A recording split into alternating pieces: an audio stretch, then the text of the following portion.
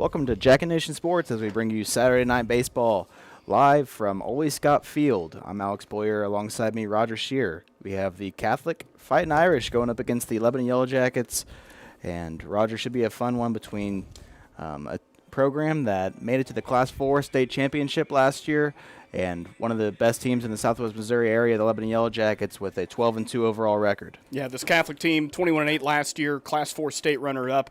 This year, a lot of good talent coming back. Don't let their record fool you. They are coming in with a 4-5 record, but a lot of talent, including a couple of Division I players on this roster, or at least Division I talent on this roster. So it should be a good game here at Ole Scott. Junior Chance Cromer gets the call tonight for Alex Weatherman's squad. The junior, usually at the shortstop position, going to try his luck on the mound tonight with Gavin Smith behind the plate. Bronson Rhodes will be the first baseman. Cole Milliken, the usual third baseman, will move over to second. Tony Myers will play short with Eli Graham at third base. Cole Dustin will man left field. Braden Lamontang, the junior standout, will be the center fielder with Hoyt Honey playing right field. And that's the defense for the Lebanon Yellow Jackets. Let's meet the lineup for Catholic. Hitting first, playing center field, will be Sam Bostert. Shortstop Jack Schoen will hit second with Nick Reuter playing third and hitting third. Ben Reuter will do the pitching for the Fightin Irish. He'll hit fourth. Colin Suter, the catcher, will hit fifth. Connor Finsky will bat sixth and play right field. Ben Collier, the left fielder, will hit seventh. And Daniel Hesseman, the DH, will hit eighth, along with Hayes Burke playing second base and hitting ninth as Jackets throw it down, and we are about underway with the first pitch from Ole Scott. An interesting scratch from the Springfield Catholic lineup is the Mizzou recruit Jack Smith, who is not in the lineup today, but we may see him pitch later on with a 4-1 record. First pitch from Chance Cromer is a fastball taken low and away. Cromer coming in with 1 1/3 inning. Not a lot of action so far. ERA north of 6, but again, limited sample size for Cromer. We'll see what he can do today. Second pitch is another ball in the dirt, taken low, 2-0 to the leadoff man, Sam Bostert, who will play center field for the Catholic Fightin Irish. Green on green jerseys for Catholic today. Lebanon going with the cream top and their white pants. As that one is a ball 3-0. Cromer so far not getting a strike in there. I will say a lot of green for Springfield Catholic. Green on green on green, I think, is the correct way on that one. Here's the 3-0 pitch, and it's a check swing. And Mike DeGraw, the umpire behind the plate, going to call that a strike. Gene Mudholm, the field umpire in today's game between these two teams, as Bostert settles in with a 3-1 count. And here's the pitch. It's going to be a swing and a miss. We got a full count for the lead-up guy. Mike DeGraw, Gene Moonholland takes me back to Little League Baseball. I mean, these guys have been umping baseball for as long as I can remember, so we're glad to have them here at Ole Scott today. Cromer gets the sign, full count, and here's the pitch. It's going to be outside, and he's going to walk the leadoff batter. Good job there by Cromer to battle back from a 3-0 deficit, but ultimately a leadoff walk is the result to Sam Bostert. That'll bring in the shortstop Jack Shane.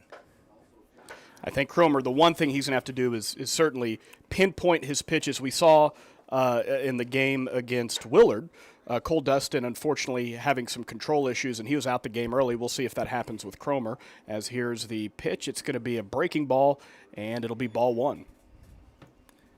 Last year, Jack Shane was an all-conference player for Catholic, hitting .302 with 11 RBIs, so off to another good start this 2024 campaign. Despite a 4-5 overall record, Catholic has played a pretty tough schedule. They beat Odessa in their season opener 13-3 before losing 3 straight to Lee Summit, Nixa, and Blair Oak. So 3 of the top baseball programs in the state of Missouri. So it's pretty impressive that Catholic playing Lee Summit. I mean, that's certainly a difference in stature there. Cromer misses the strike zone again, falling behind 2-0 with Sam Bostert on first base after a leadoff walk to start the game. Catholic has shown that even though they're not the largest school, they certainly will face up against anybody. Here's the 2-0 pitch, and that is a strike, as it'll be a 2-1 count. I can't remember if it was 15 or 16. Catholic came in. They were the #1 team in Class 3. Came to Ole Scott Field And it was not a good day for Springfield Catholic as Lebanon destroyed them in that game. We'll see if that happens today, but nonetheless, always talent coming from this Catholic team. The 2-1 pitch from Cromer is going to be a strike, and we are 2-2. Yeah, the last time these two teams met was back in 2013 in the Lebanon Marshfield tournament. Lebanon with a 12-1 victory over Catholic on that day. Maybe it was 13 when I'm thinking about. As Cromer takes a look at first base, Bostert with a sizable lead. Here's the pitch, and we've got our second full count in a row. Good job by Catholic to stay disciplined. They're already working Chance's pitch count here early on in the game. See if Bostert maybe wants to move with this pitch or if he'll stay put here. Cromer checks to his left. And he'll be pitch number 12. It is a foul ball. It's a good pitch, just a little off by Shane here. Of course, Shane, brother of Cole Shane, who's going to be playing first base today for Catholic. A couple of brothers here in the lineup. We got the Reuter brothers and the Shane brothers for Springfield Catholic. Another 3-2 pitch on the way to Jack Shane. And a hit and run. This one is going to be hit to left field, and that is going to be a home run. 2-run home run for the Catholic Fightin Irish. So good job there by Shane to wait for his pitch. Fouled off the 3-2 pitch on the previous one, and that one sailed over the left field fence for a 2-run home run for Catholic here early on, 2-0. Didn't get a chance to see what that pitch was. It looked like it was something hanging, though, as he certainly got a good look at it, and it was a no-doubt home run.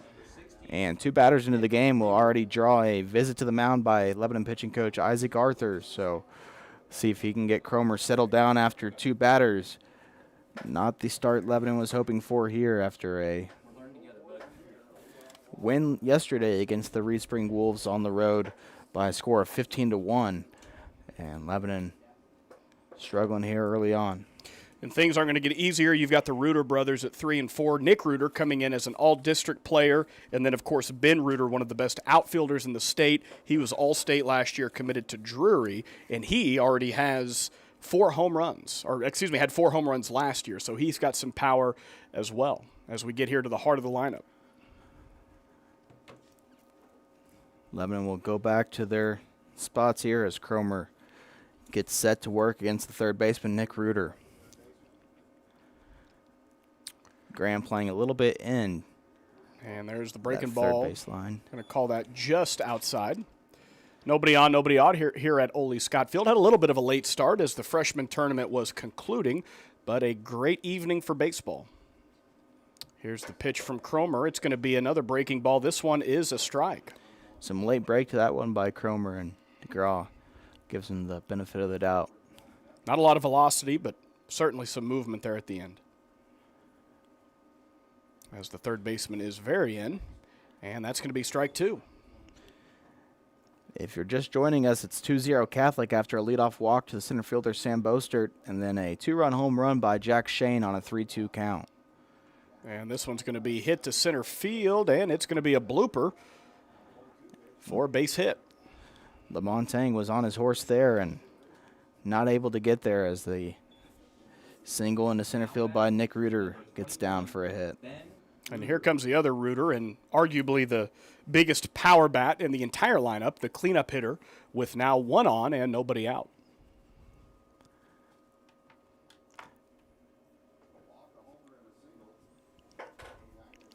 Nick Reuter's got some speed at first base.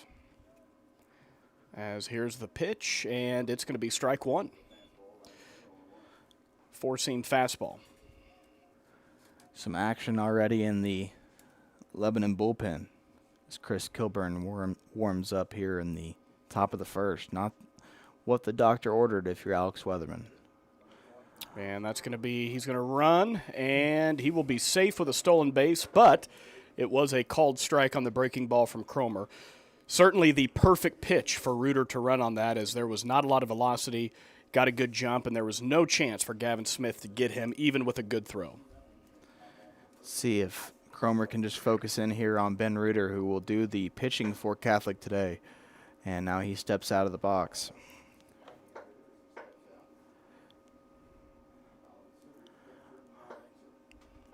Cromer needs to buckle in here and worry about the hitter, get it out. And here's the pitch. It's going to be a swinging strike for the first out. Hopefully that gives some confidence to Cromer. You just struck out one of the better hitters in the state and the jury commit on 3 pitches. Granted, 2 of those were watching.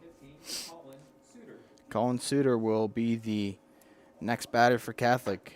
The catcher for the Fightin Irish will look to drive in a runner in scoring position there, as that's Nick Reuter on second base. We got the Reuters, we got the Suiters. Got a lot of them. Yeah, here comes the pitch. It's going to be a bunt. He's going to pull the bunt back for ball 1, as that pitch was not close. Looked like Cromer saw the bunt early, didn't want to give him a chance, as Reuter on second base was clearly looking to advance. Now Cromer will take a little bit more time. From the belt. Big lead. And that's going to be a breaking ball foul for strike 1. This is something we saw with Cole Dustin against Willard, and where we started to see some control issues is the focus on who's behind you and who's on third base. In this situation, I really think you just have to pretend the bases are empty. And even if he scores, you go into the bottom of the first 3-0. Not the end of the world for Lebanon.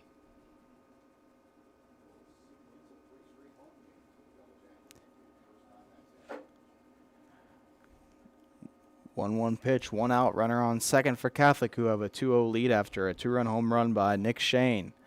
Here's the pitch from Chance. It's another bunt attempt by Catholic, but he pulls back for ball 2. Another way outside pitch. The Lebanon Yellow Jackets so far this year averaging 10 runs a game and only 1.9 runs allowed. So they have been downright dominant this season. And here's the bunt again. He pulls that back. That one could have gone both ways. And a late called strike by Mike DeGraw. Thought that one was a little high.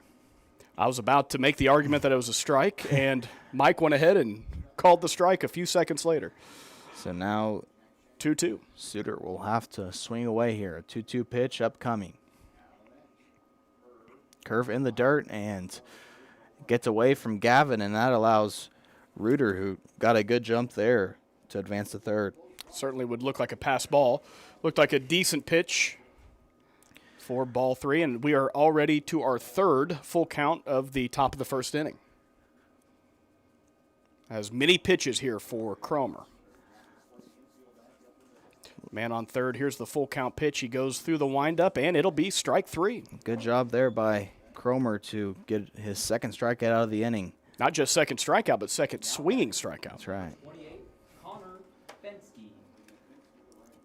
So 2 strikeouts in a row for Cromer, and it brings up the right fielder, Connor Finsky.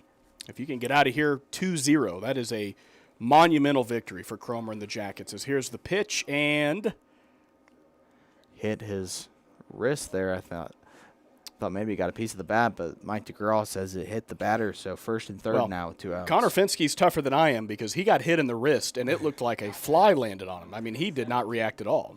That's kind of why I thought it hit the bat. I thought it hit the bat, too. Here comes Ben Collier, the left fielder, as now we've got a man on first, man on third. For Cromer's sake, you're glad that hit him because now you still have that 2-0 deficit instead of 3.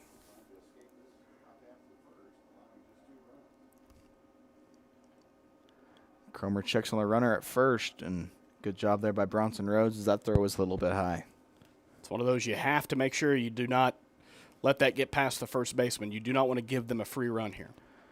As Collier looks at the pitch, the first pitch of the at-bat is going to be strike 1. No swing.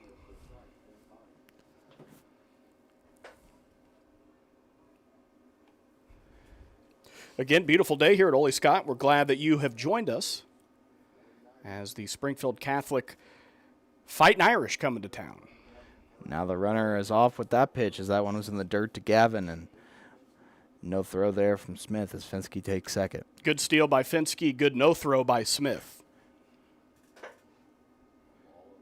Second and third now after a ball in the dirt to make it a 1-1 count. Again, pitching from the windup. Here comes Cromer with the 1-1 pitch. It will be a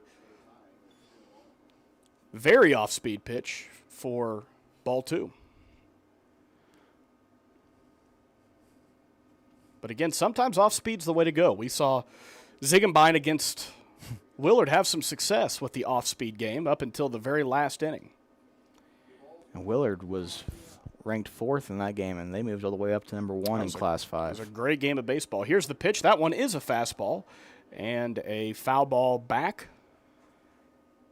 Here for Ben Collier. Again, it is now 2 outs, 2 balls, 2 strikes, 2 men on. And a 2-run game. 2s all the way around.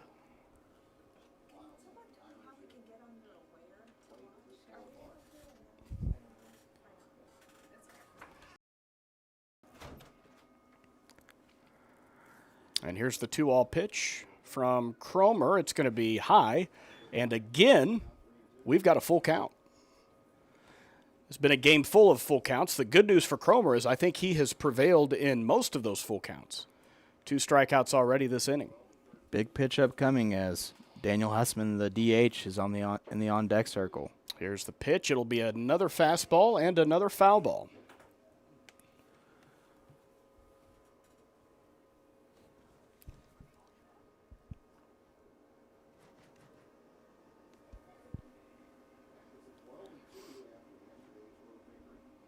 Here's the other full count pitch. Long wait from Cromer. And another foul ball, this one on the right field side. Pretty defensive swing there by Collier. Well, again, if the plan was to keep Cromer in this for a long period of time, a pitch count's certainly a factor in this first inning. Another full count pitch upcoming from Chance Cromer to Ben Collier. From the windup, here's the pitch. It's a breaking ball and it's grounded onto the second baseman Milliken. He'll make the throw over to Rhodes, and nice job there by Chance Cromer to get out of his jam, but not before a 2-run home run to left field by Jack Shane gives Catholic an early 2-0 lead. Catholic gets 2 hits in the first inning. They leave 2 on base. We'll head to the bottom of the first from Ole Scott Field with the Fightin Irish up 2-0.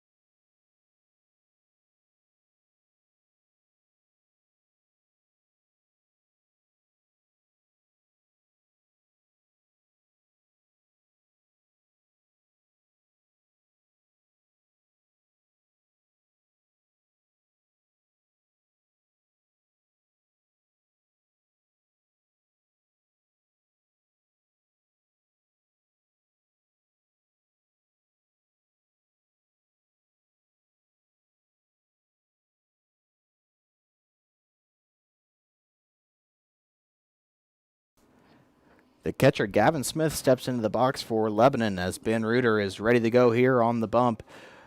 Catholic got 2 in the first inning. Let's see if Lebanon can rally back here as Reuter throws a first pitch fastball in the outside corner called a strike by umpire Mike DeGraw. Gavin Smith coming in with a batting, he's 4th in batting average, just under 400 for the Yellow Jackets, as that one also a strike. At this point, you got to choke up and swing if you're Gavin Smith as the pitchers count.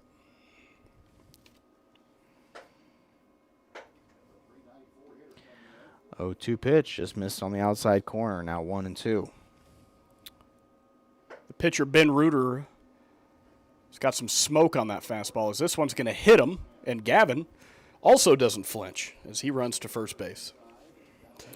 Good job there by Smith to wear one for the team and try to get this inning, this rally started. That'll bring up the second baseman, Cole Milliken. Milliken coming in with a .405 batting average. Now it's not a matter of if Gavin Smith is going to steal second base, just a matter of when he's going to take off here. Well, now that you've said that, he's just going to stay at first. You've jinxed it. No, I'll be surprised if he stays there. He's got a good lead. Here's the steal, and there's the throw. It's going to be off. I think even a perfect throw. Here's the thing, Alex. I called that from the second he got on first base, and you disagreed with me. As Smith now walking off second base, and will hand some equipment over to Alex Weatherman, the third base coach. Very reminiscent of the football Gavin Smith running into many touchdowns this season that he had for the Lebanon Yellow Jackets. No doubt. We had a lot of hit by batters that Willard game that we called. Now we have already had two here in the first. I think we're bad luck. I woke up with bruises the next day. I was hurting so bad for them. They had those Missouri State baseball record. Here's the 0-0 pitch for strike one. Should be 1-1, I believe, after Smith took. Well, you know what? I'm like Ron Burgundy. I follow what's on the. I get it. What's on the screen. As here's the 1-1 pitch. He's stealing third, and it's going to be a perfect throw, but a perfect jump and a little bit of a tardy pitch there by Reuter. So Gavin Smith with 2 stolen bases here in the top of the first inning already. And you can tell that, well, the Willard catcher, Lejeune, he had quite the arm on him. That was a heck of an arm. And this is going to be foul for me. If I'm head coach Courtney Spitz for the Irish, I'm maybe doing some pitch outs the next time around. Because both of those steals, there was nothing. Here's Cole Milliken, who's been a solid sophomore for the Yellow Jackets this spring, and now he lines one down the first base line that just hooks a little bit foul. A couple good foul balls here for Milliken. Hard to believe he is a sophomore. He's got a .476 slugging and a .481 on-base percentage. Almost 50% of the time when he's up to bat, he will make it to first base. 18 hits on the year for Cole, 4 doubles with a triple.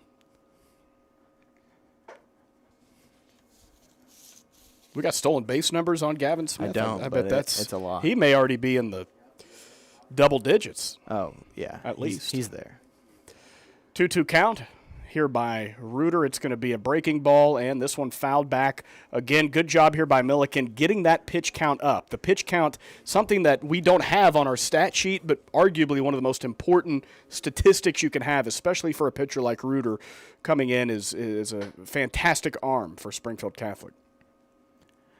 Now another payoff pitch to Milliken is spoiled by Cole and fouled off towards the first base line. A lot of foul balls here in the first inning. The Lebanon kiddos getting their steps in. You won't be taking that one to the concession stand today, though. No, the concession stand's closed. I had to bring my own sunflower seeds from the back seat. Here's the 2-2 pitch. It is a long breaking ball, and we've got ourselves a full count here by Cole Milliken. Fantastic at bat. Just need him to do a job as Chance Cromer is in the on-deck circle for LHS. Man on third. Here's the pitch, and you guessed it, another foul ball. Now the Catholic kids, they think that they're going to be able to turn it into the concession stand. They're tackling each other over it. That's some Gavin Smith speed over there. Gavin Smith hit by pitch, stole second and third, and now the Jackets are trying to get him home. Here's Cole Milliken, a full count pitch from Reuter, and it's spoiled again. This one stays in the ballpark, however, too far away from the right fielder Connor Finsky.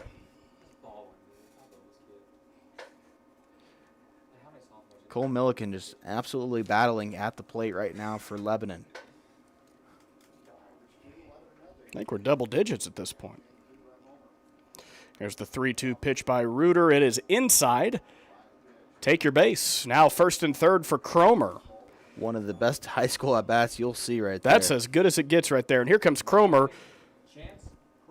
Chance to help himself out. If you're Ben Reuter, this is not what you want because Cromer has had a hot bat, 444 batting average, a out-of-this-world OPS of nearly 1,300. He's got 16 hits, 5 doubles, 2 triples, and 9 walks. And so this is the heart of the lineup for the Lebanon Yellow Jackets for a chance to hopefully get back into this game. See if Cromer can't poke something here as the infield kind of drawn in for the Fightin Irish. Milliken, first pitch, he's off, and the shortstop cuts it off and allows Milliken to reach second. Well, unlike Gavin, that was not a great jump by Milliken, and it looked like maybe they could have gotten him, but not as good of a throw as we had seen on the Smith attempts. First pitch was a strike to Cromer, so he's down 0-1 as the infield is drawn in for Catholic. Kind of a odd decision by head coach Courtney Spitz, if you ask me. If you're Cromer right now, you're foaming at the mouth because this is perfect for him. He should be able to hopefully get a Texas leaguer and maybe get a couple of RBIs in the process. Up 2-0 in the first, and you got the infield drawn in. Ideal RBI opportunity here for Cromer. Here's the 1-1 pitch, and it is a double play. They're going to call him out at third, as that was a line drive to Reuter, and he got it to his brother Nick, and unfortunately, about as worst-case scenario as it could have gotten for the Yellow Jackets for the double play, you now have man on second with 2 outs. Base running mistake there by Gavin Smith, but to his defense, did not expect Reuter to come up with that one. That was a shades of Greg Maddox. Very scary line drive, but good play by Reuter. Here comes number 4 hitter Hoyt Honey, coming in first for the Jackets with a .450 batting average. And that's going to be a curveball for ball 1.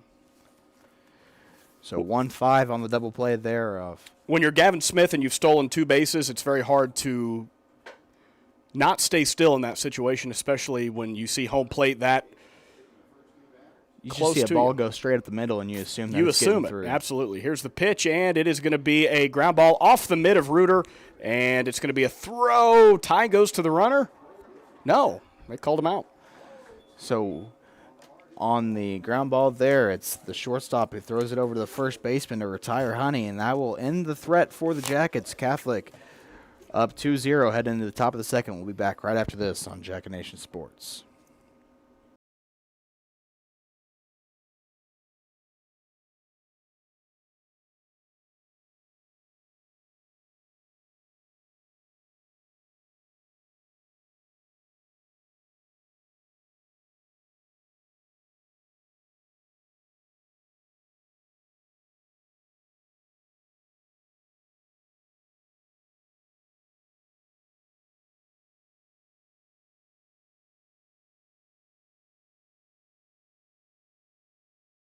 Hey, let me tell you the secret successful businesses already know. It's all about branding. Get recognized and get results. Results advertising logos everything you can logo, like apparel, hats, mugs, signs, and banners. Branding your business is what Results Advertising does. Getting your name out there and on anything branding your business. The secret is Results Advertising in Lebanon at resultsadv.com and 417-533-7741.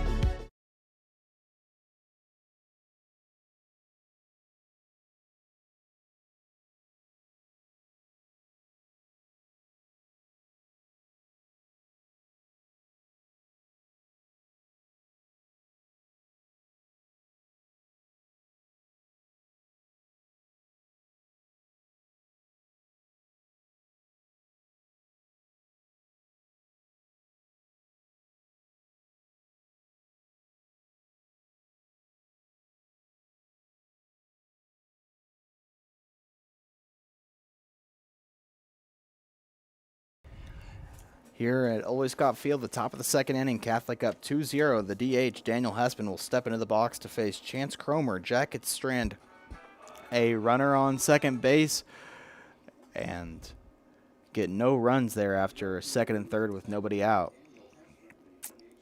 Had a man on second and third, nobody out. If that ball hit would have been a little bit to the left or a little bit to the right, we are looking at a 2-2 game.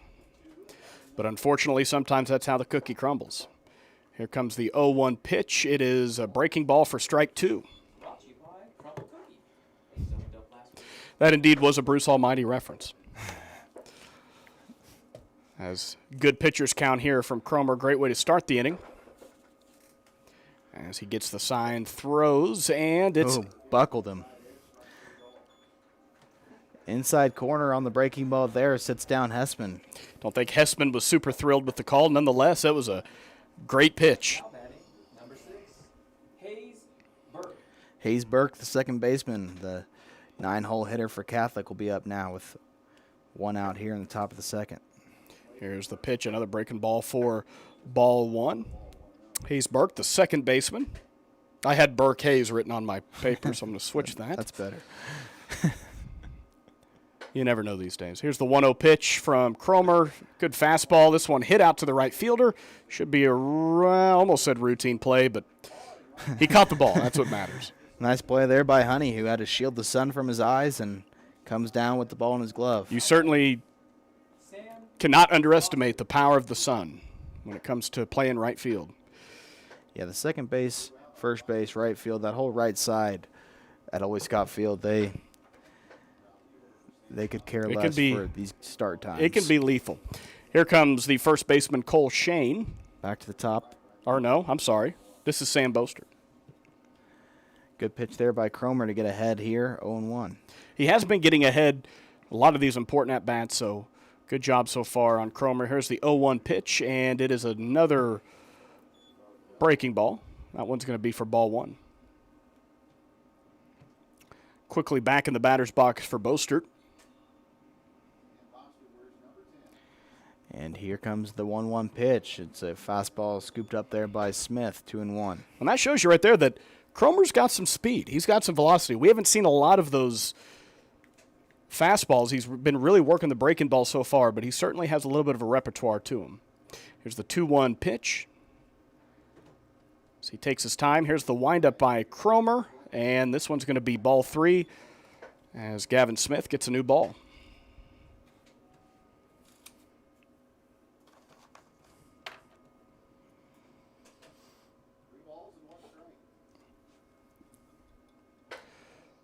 And the 3-1 pitch. It's going to be a swing and a miss, and yet another full count for Cromer and the Yellow Jackets as Sam Bostert, the leadoff center fielder. Here's the pitch, and it'll be outside for ball 4. And Bostert on first base now with 2 outs, and that'll bring up the shortstop, Jack Shane. His second walk of the day, and maybe some deja vu here after a leadoff walk to Bostert in the first and then led to a Shane home run. Well, we hope not. We were afraid in the first inning after walking Bostert that maybe we would have some control concerns. That certainly has not been the case for Cromer since that first at-bat, as he has done a very good job with his control. It's a good leadoff here by Bostert at first base. Here's the pitch for Cromer, and this is going to be way outside for ball 1. Looks like maybe a little bit of a pitch-out situation just to see if he was going to be going anywhere. Of course, you can't forget that Jack Shane belted one in the first inning, as he's got some serious power. Again, good lead at first by Bostert. Cromer looking at him. Here's the pitch, or here's the pickoff, I should say, as he's safe at first.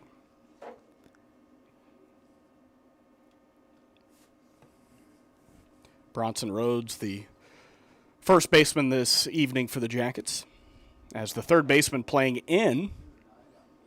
Here's the pitch, and this is going to be a ground ball. Great snag by Cromer as he walks it in and gets it to Rhodes for the third out of the inning, and stranding 1. No runs for the Springfield Fightin Irish, as we will go to the bottom of the second inning. The Lebanon Yellow Jackets trailing Springfield Catholic 2-0.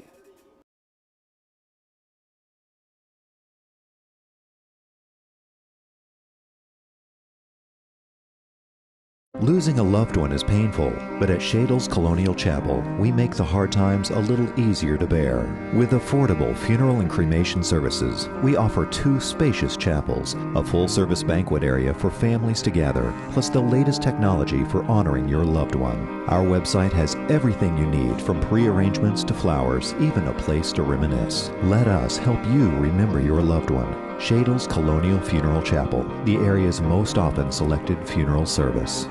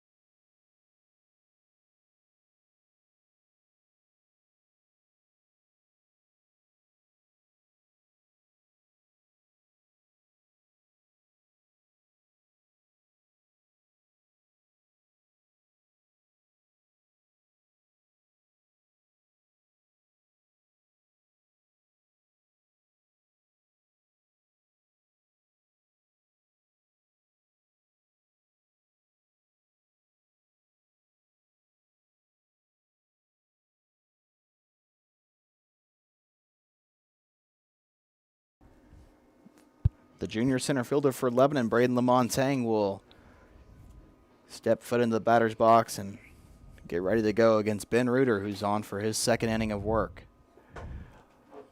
Big night for Braden Lamontang yesterday as he's first pitch swinging here, and the shortstop slips there as he fielded it, but not a chance that he would have got the speedy Lamontang anyways. Infield single for the center fielder Lamontang, and I know he was 4 for 4 last night, and I believe we had heard that he was 8 for his last 8, make that 9 for his last 9. And that'll certainly put his batting average over 400 as he came in with a .395 batting average for the junior center fielder. And here comes Cole Dustin. First hit of the day for Lebanon. And a pickoff attempt at first base, even though Lamontang had about a 3-inch lead. Well, he's kind of like Gavin Smith in the sense that kind of just a matter of... Well, that one will make it easy as this is a pass ball for Catholic, and he will get on second as you now have a man on second, no outs. Of course, you remember last inning where it was second and third, no outs, and so another opportunity for the Jackets. We'll see if they can redeem themselves after the first inning. Again, short lead by Lamontang at second base as the shortstop not even going to keep him. Well, maybe so. Here we go. A little bit of action there. Here's the pitch, and this one outside for ball 2. I say redemption for the Jackets. Of course, they did everything right. It was a good line drive. It was just an amazing play by the pitcher, Ben Reuter. The shadows now completely covered the batter's box here at Ole Scott Field with the pitcher's mound still in the sunlight, so we'll see if that comes into play at all. Here's the 2-0 pitch, and it's going to be strike 1. Mike DeGraw, Lebanon Hall of Famer. But sometimes you buckle up. It's like, okay, what's the call going to be? He lets you think for a little bit. I like that. It's the 2-1 pitch. They may be pitching around a little bit. Nothing wrong with getting first and second and maybe trying to get a double play. Here's the 2-1 pitch by Reuter as he looks at Lamontang at second. And this one's going to be a check swing. And he did and go for around. strike 2. Josh Ziegenbein, the Yellow Jacket of the week, will be the next man up for Lebanon.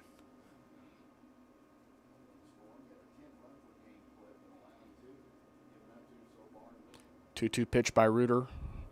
Takes a look at Lamontang at second. And here's the pitch. It's going to be a pass ball and a full count as Lamontang makes it to third base. Now, man on third, no outs. This is an ideal opportunity for the Jackets. Yeah, if you're Cole Dustin, you just want to put something in play. Probably, ideally, that right side would be enough to score Lamontang from third. Of course, Dustin is a right fielder, and so maybe a nice little chopper to first base is what they need here. Here's the pitch, and this one's going to be fouled back towards the announcers as we will stay at a full count. Did you get a better parking spot today? I did. I tried to park a little bit. If you did not tune into the Willard game, my Charger, the ball missed my Charger by a hair's breadth. And so I did park a little bit.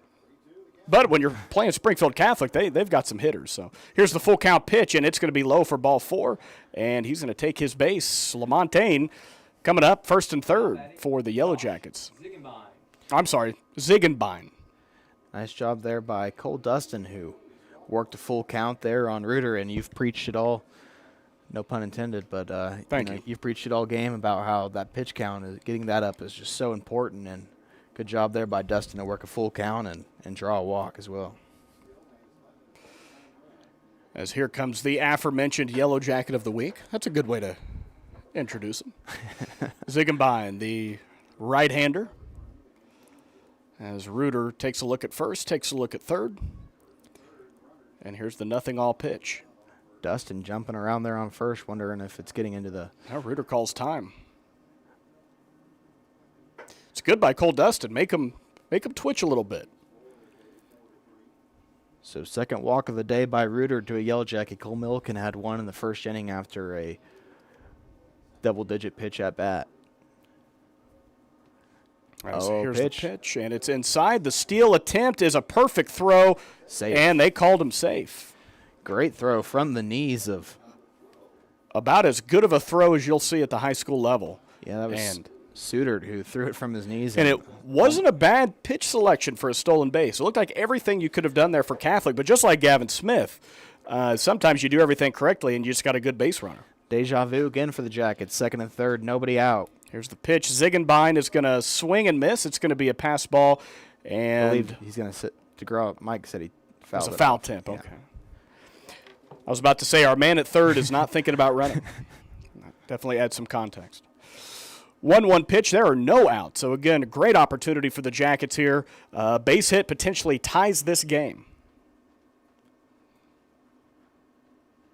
This is a man who so many times has came through in the clutch for Lebanon, Josh Ziegenbein, and now a slider taken low in the dirt, up 2-1 now. 2-1, and if you're Ziegenbein, you will take a walk in this situation.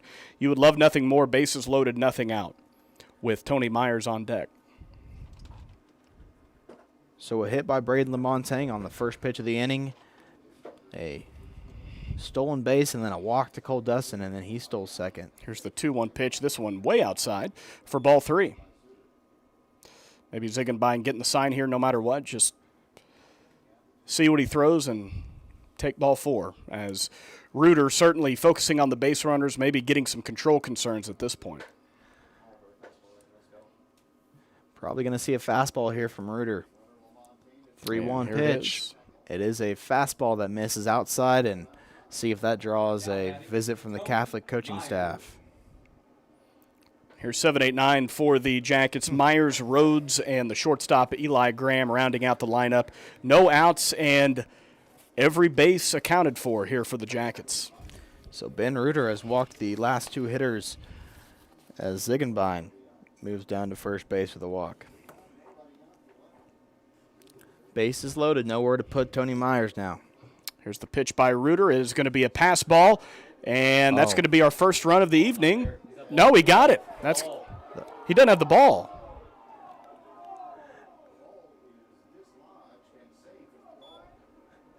Someone just yelled, "Come on, Mike." Hey, he corrected himself. Sit down. Come on. Leave the guy alone. Regardless, a run comes across the score there on the wild pitch, and yeah, you know, the catcher tried to play it off like he had the ball the whole time. Yeah, listen, I don't get mad at Mike DeGraw. Get mad at the catcher for trying to play Chris Angel over here, trying to do some magic. Yeah, and it's not like that's going to work. It's not like, oh, you can't change your mind, umpire. 2-1 Listen, now. we broadcasted the Willard game. We've seen some bad calls. That was not a bad call. Here's the 1-0 pitch, and it is going to be another pass ball and another run. Listen, if you're the Jackets, you'll take it. So 2 in a row for Lebanon come across the score there as Dustin now scores. And Lebanon has tied the game 2-2, and after 2 wild pitches in a row, that draws a visit from the Catholic coaching staff. We'll take a commercial break and be back right after this on Jacket Nation Sports.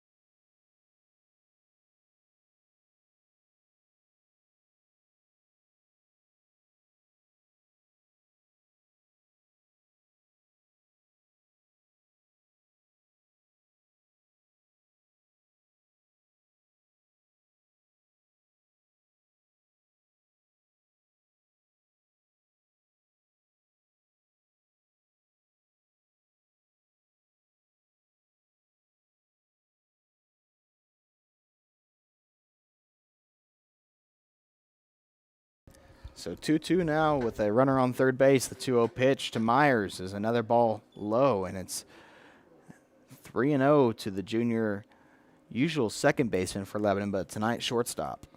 Springfield Catholic's got a man warming up, and I'm guessing we'll see him pretty soon. Here's the pitch, and that is going to be ball 4. That one looked good, but a little bit low and inside will be a walk for Tony Myers, and it brings up the junior first baseman Tony Myers. 3 walks in the inning now for Reuter. The wheels are falling off for the all-state jury commit. Granted, he is going to jury largely for his outfielding presence, not as much as pitching presence, but nonetheless. 2-2 game, man on first, man on third. You can see in the bullpen that even the bullpen catcher having a hard time looking straight into that sun. That is can't difficult. Can't even. They're pitching at a weird angle. Though. Well, and what's interesting is some of these pass balls are not terrible pitches. Yeah, they're just not seeing the ball get to the catcher. I really thought the catcher could have flipped it to Reuter on the last one and just chose not to. Or at least fake Mike DeGraw out again. Pretend he had the ball there. Here's the 0-0 pitch, and he'll go for the pickoff instead. Check there on Myers. Ziegenbein, the runner at third, Myers at first, with Bronson Rhodes, the first baseman, up for Lebanon. First pitch swinging there. Fouls that one back behind home plate. Great way to bounce back here from the Jackets. I'm not going to lie, that first inning, especially after the home run from Jack Shane, you didn't know exactly how that was going to go. Yeah, I think it gave Lebanon at least some confidence that they were able to, put the runners in scoring position there in the first inning, and they know that they missed an opportunity and came right back here in the bottom of the second. They have certainly redeemed themselves. As Reuter checks it first, throws it. It's going to be a bunt, and a beautiful bunt, as they're going to take it. Reuter's going to throw it to first for an out, but about as good of a bunt as you can lay down there for the first baseman, Bronson Rhodes. And I don't know if Bronson Rhodes maybe got the wrong sign there, but Alex Weatherman with his arms in the air wondering what Rhodes was doing. Regardless, it was a good sacrifice bunt. Just didn't allow that runner to move from third. Well, now they're looking at their signs. I think it looks like Weatherman gave him a sign that Rhodes did not understand or misconstrued. So sacrifice 1-3 there. Usually it's the opposite. Usually you're giving the batter the bunt sign, and he's going for the swing. Speaking of swing, here it is. This is going to pop up to the shortstop, and that will be our second out of the inning. Now batting, Cole Milliken. Missed opportunity there for Smith, who went first pitch hunting and popped one up to the shortstop. Now second and third with 2 outs. Nothing against Coach Weatherman's call there. I think the bunt's a good call, because you have a chance here with one of your hottest hitters in Gavin Smith and a man on third base to get him home and to take the lead here in the bottom of the second. So second and third now. 2 outs. Up steps Cole Milliken. First pitch. He swings, and it's a ground ball towards first, and it's Safe. not going to get there in time as the first baseman bobbled it, and Milliken with his fast speed beat out that error by the first baseman. I think the first baseman was a little surprised at how fast Milliken was getting to that first base. It looked like Catholic was going to get him out, but not as close as it probably should have been, I should say, as he is safe at first, and we are now in the lead here at Ole Scott Field. Lebanon 3, Springfield Catholic 2. So an error by the first baseman, Cole Shane, and some 2-out magic for Lebanon. First error of the day for either one of these ball clubs. Now first and third for Cromer. As he calls time, an error there by the first baseman, Cole Shane, probably known more as a pitcher than he is a first baseman, as he's probably the ace on this staff with a 6-2 record and a 2.3 ERA. We may see a little bit of him later on. Here's the pitch. This one's outside. I say he's the ace. Jack Smith, the Mizzou commit, coming in with a 4-1 record as well. They've got some good pitching here for Springfield Catholic, and Reuter, not a bad pitcher himself, but unfortunately he's had some struggles so far here tonight. Here's the 1-0 pitch. It's going to be outside for ball 2. Again, Catholic warming up a pitcher. Ritter's thrown 2 outside here. I wouldn't be surprised if they're kind of maybe trying to give Cromer something not to hit, as that one right down the middle curves there down the middle for strike 1. First and third for Lebanon, up 3-2 now after putting up a crooked number here in the bottom half of the second. Wouldn't be a bad idea to pitch away from Cromer. He fouls this up. Of course, you pitch around Cromer, you bring up Hoyt Honey. Hoyt Honey leads the team in batting average. And then following that, you've got Braden LaMontagne, who, as you said, is 9 out of the last 9. Yeah, I believe that. Those are some Ken Griffey Jr. slugfest numbers. That's impressive. I have to credit Lebanon assistant coach Tyler Stats for that. So that way, if we're wrong, we can just. Well, he's probably hoping he didn't make it up now. Here's the 2-2 pitch, and that one's going to be strike 3. Strike 3. Did not like the call. Nonetheless, it is strike 3. But the damage has been done as Lebanon comes back with a 3 spot there in the bottom of the second to retake the lead on Catholic. We'll head to the top of the third. Lebanon 3, Catholic 2. You're watching baseball here on Jacket Nation Sports.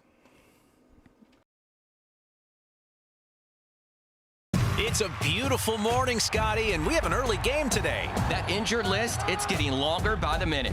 Not to mention, there's apparently a nasty virus sweeping through the locker room. Yeah, but these players, they're in good hands. All of them need to feel their best this season, Scotty. Yes, they do, Jack, because this team is on track to win it all this year. Every day, Mercy's team is ready to take care of yours, bringing you the care you need now. Find out all the ways to access Mercy at mercynow.net.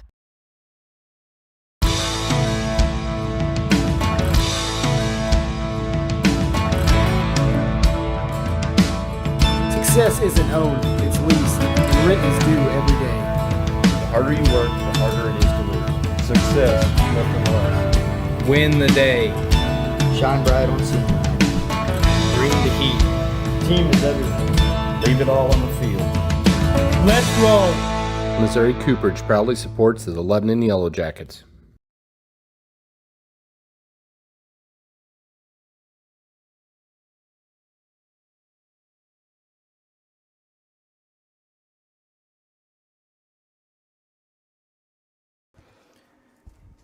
Here comes the third baseman, Nick Reuter. If you're Cromer and the Jackets, you're coming in facing the heart of the lineup here for the Springfield Catholic Fightin Irish. It's going to be Reuter, and Suter. That's a lot of ooh. Ugh. But Lebanon managed to get 3 runs there, Roger, on just 1 hit, 3 walks. Used that to their advantage and have retaken the lead here in the top of the third. The morale right now for the Yellow Jackets is sky high. This is a very, very good Springfield Catholic baseball team as Nick Reuter calls time, readjusts, and steps back in. Here's the pitch by Cromer, and it's going to be breaking ball for strike 1. Great pitch by Cromer as he is definitely locked in at this point. His control is good, the velocity's been decent, and he's getting breaks on all of these pitches. As Cromer goes in for his second pitch, and this one's going to be hit out to the left fielder. Nice play there by Cole Dustin, who camps under that fly ball for out number 1. Hard to believe Cromer coming in with a Number 21, Ben Reuter. not great pitching numbers. Of course, he's probably more so known for his shortstop ability. Right. But a lot of games coming up for the Yellow Jackets. They've got to pitch as many people as they can.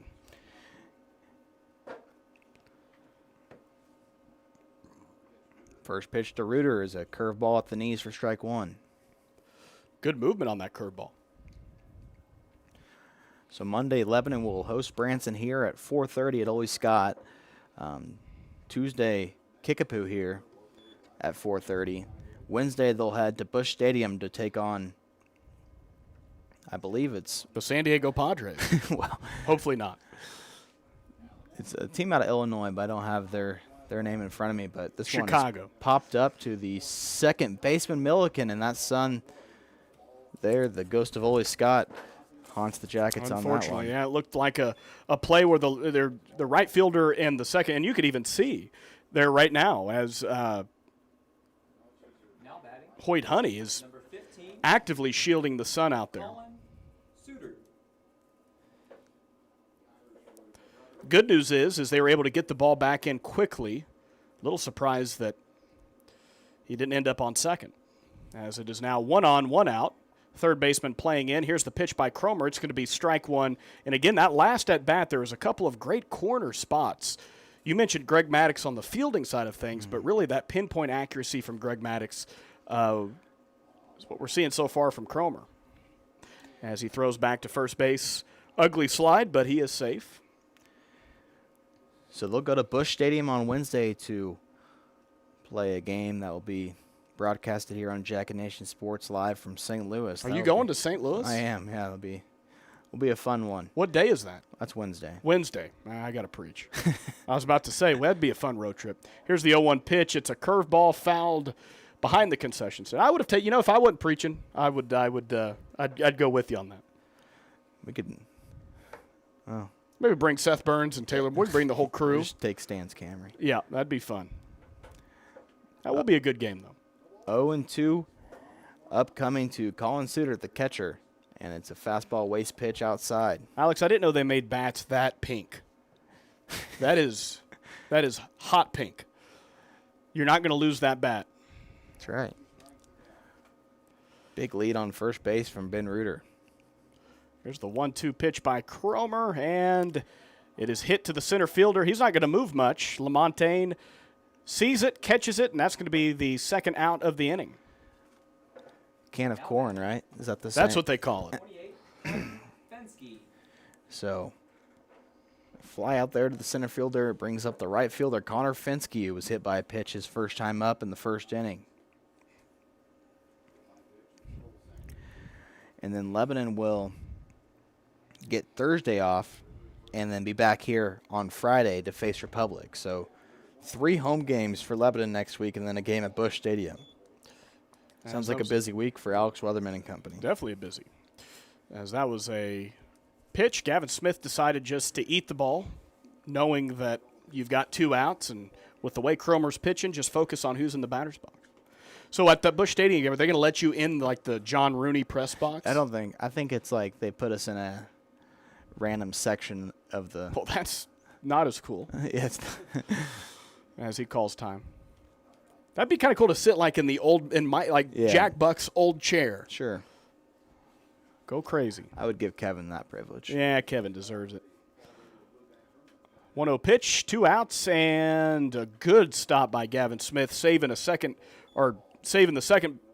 runner on second base to get to third base. Instead, they keep him at second. Cromer falling behind here to Fensky, 2-0. Again, if you walk this guy, not the end of the world, as you get the force-out situation to end the inning. About 3 steps off second is Reuter. And now a high pop-up. And it looks like Cromer calls it, using his shortstop abilities there to come off the mound and catch that one.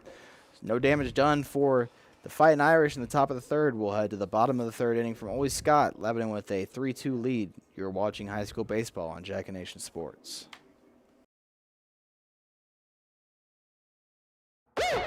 Here at Jonesy's Travel Center, we're more than just a pit stop. We're a destination. Fuel up your car and your appetite with our exclusive offers. Teachers and students, show your student or faculty ID and enjoy a 5-cent discount on gas every day. Hungry? Don't miss out on our mouth-watering daily specials at the restaurant. Need a space to meet? Our meeting room has got you covered. From fueling your car to fueling your day, Jonesy's Travel Center has it all. Come experience it for yourself.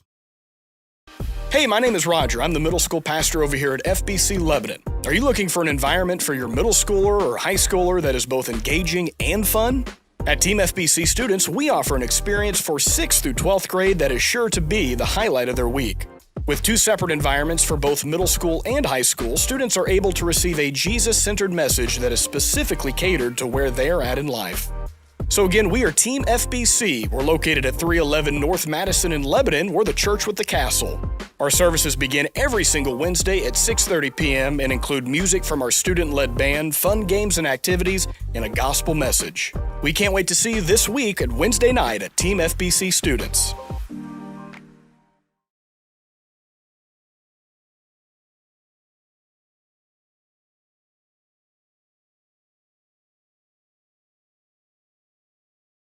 Pillar Insurance is your locally owned independent insurance agency, providing business, personal, and farm insurance to the Lebanon community. Call Jason Russell or Gary McClure at 417-532-6050 for your insurance needs. Pillar wishes Lebanon High School athletics good luck this season.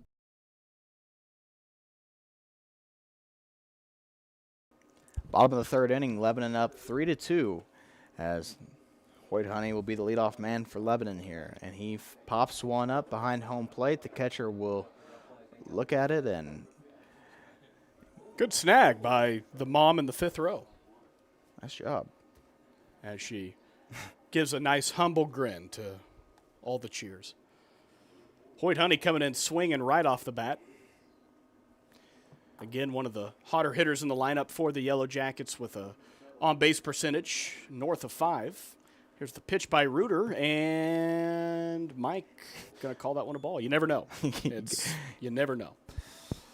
That one was close, but ball 1. Here's the 3rd pitch of the at-bat. This one's going to be hit to the first baseman. Again, that sun is an issue, but nonetheless, he will catch it. That's the first baseman, Cole Shane. Here comes the center fielder, LaMontagne. So fly out to the first baseman for Honey and brings up LaMontagne, who mentioned earlier is hitting a red-hot bat. Now 9 for his last 9, according to Coach Tyler Stats. Here's the pitch, and it's going to be a swing and a miss. Not particularly close on that one, but went with some off-speed stuff there. Yeah, looked like he had him fooled. Here's the 0-1 pitch, and he swings. Looked like it was a little outside, but the catch by the center fielder. Some good speed there by the center fielder Boaster to get under that one.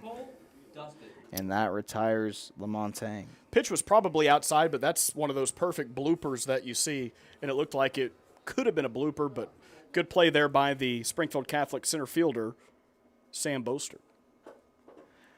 Now Cole Dustin will come up to bat a walk there in the 2nd inning and then came across to score on a wild pitch. He's first pitch swinging and fouls that one off into the parking lot. That one looked very similar to the one that LaMontagne swung at. Just a outside breaking ball. Here's the 0-1 pitch, and that one's going to be inside for ball 1. So Lebanon 3 runs, but just 1 hit on the afternoon by Braden LaMontagne. The rest have their runs have all came via wild pitches. As Dustin grounds one to the second baseman, takes his time, throws on to first, and that retires the side. 1-2-3 for Lebanon. Going to the top of the 4th, Lebanon with a 3-2 lead over Catholic.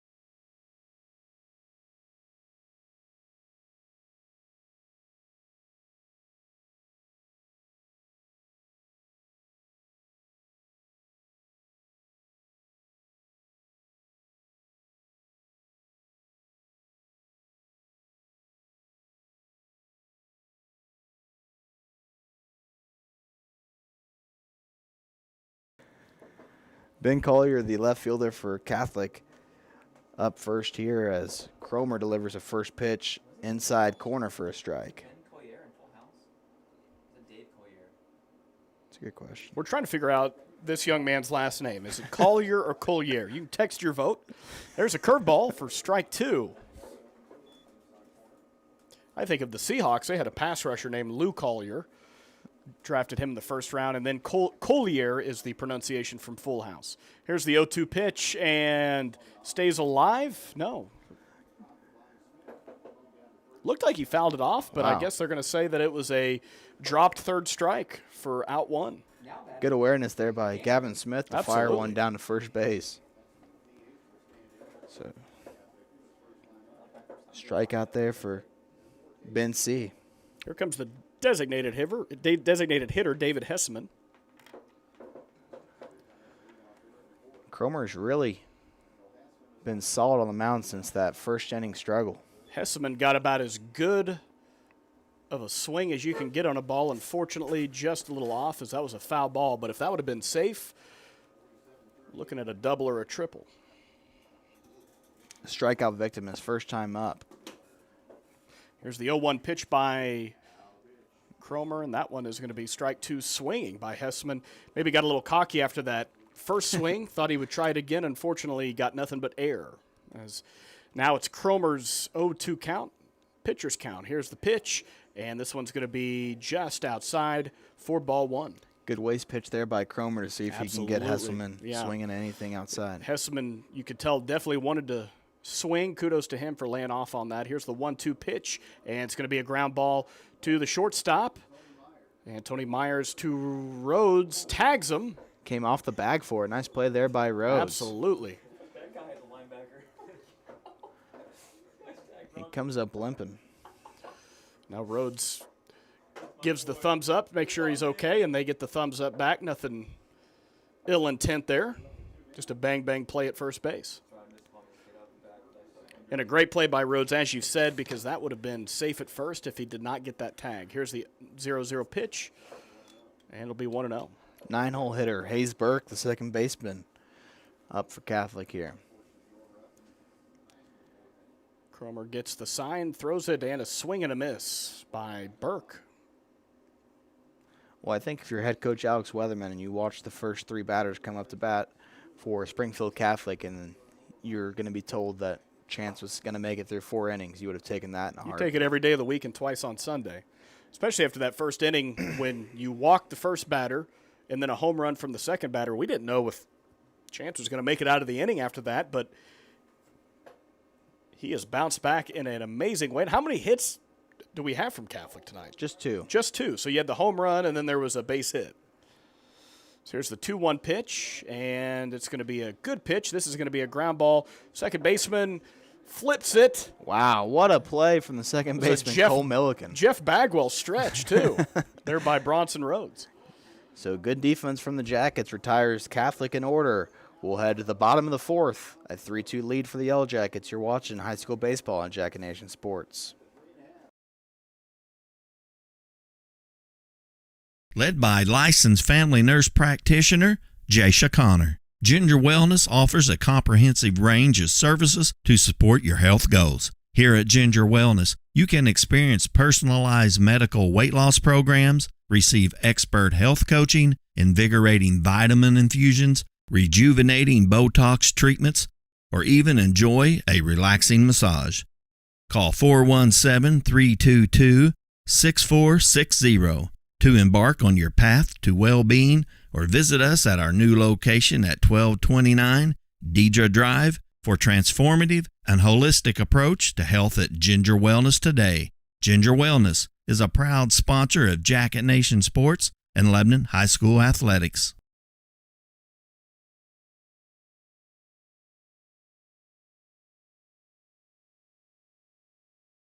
Here at Crow Paint and Glass, we have had hometown values and service since 1946. For the highest quality paint, custom framing, glass and screen replacement, wallpaper, and more, come visit us at 390 West Elm Street in Lebanon or give us a call at 417-532-3551.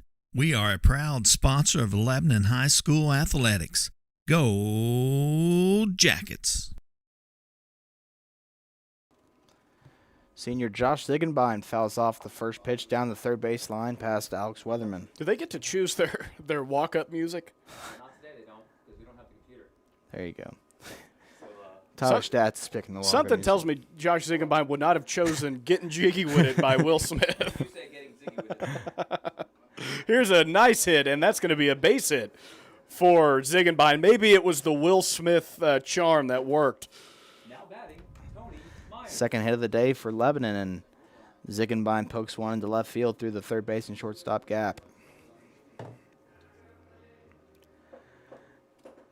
So up steps the junior shortstop, Tony Myers, who walked his first time up and was stranded on first base. Ziegenbein gets a nice secondary lead there as Myers pops up one to the right fielder, and camped under that one was Finsky. Ziegenbein was waiting for it to drop, but good play there by the right fielder. Here comes the first baseman, Bronson Rhodes, who just got done having a great inning on the fielding side of things. He had a great tag at first base, followed by a great stretch to get 2 of the 3 outs last inning. Let's see if he can have the same hot hand in the batter's box.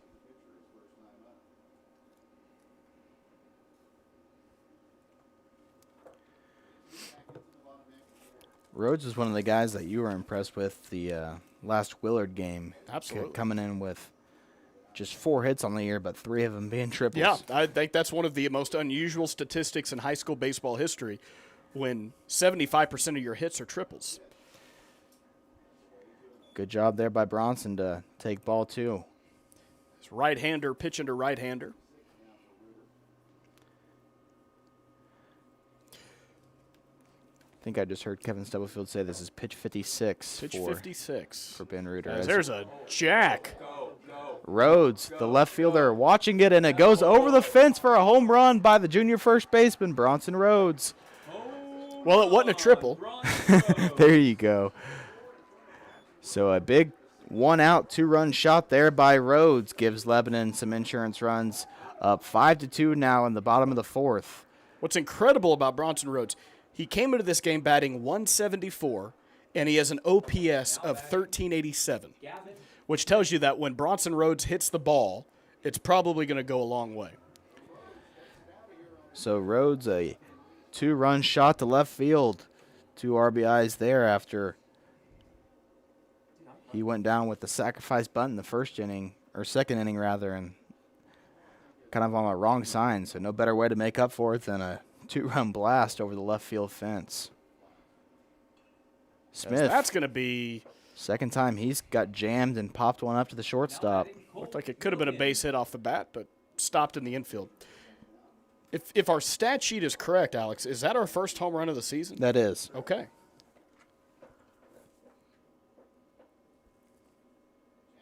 Well, I'm glad I was here to witness it. Here's the 0-0 pitch. This one inside, almost hit him.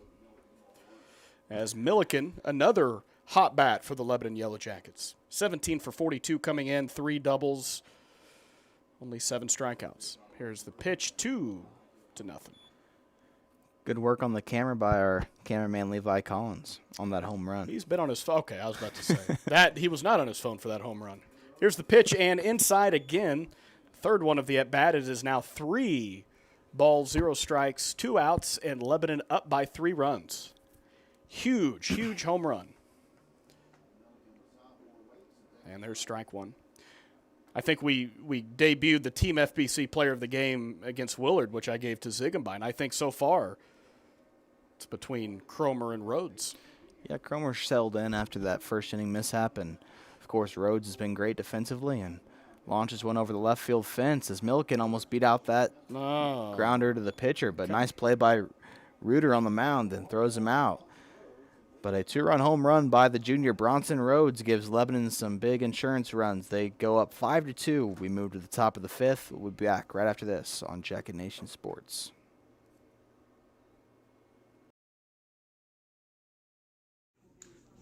This is Steve with Night Auction Service. When things change in life, you have a choice: adapt or get passed by. For Night Auction, that change was going to online auctions. Bid from the convenience of your chair. Marketing is no longer to a couple of counties. It's now nationwide. Crowds are up 3-fold, equaling better results. Whether buying or selling, check out nightauctionservice.com.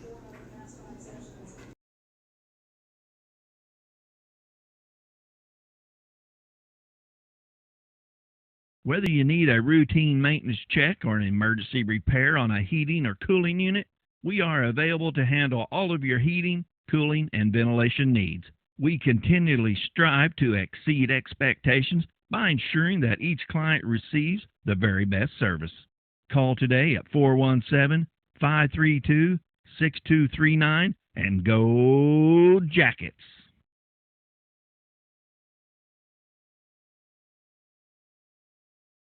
If you're looking for a new home, an investment property, or to explore the area, Century 21 will help you find exactly what you're looking for. Since 1971, Century 21 Real Estate has set the standard in the real estate business, So when it comes to your home, never settle. Move with the relentless agents of the Century 21 brand on your side. Century 21 is a proud sponsor of Jacket Nation Sports and Lebanon High School Athletics.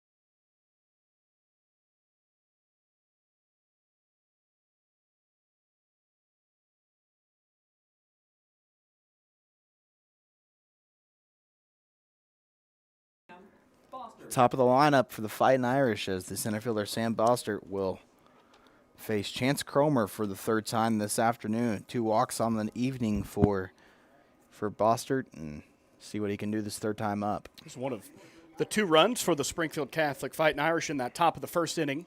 As here's the pitch by Cromer. It's going to be a swing and a miss by Bostert. As we said it last inning, if we weren't certain last inning, we're certainly certain now, and that is that Cromer is locked in.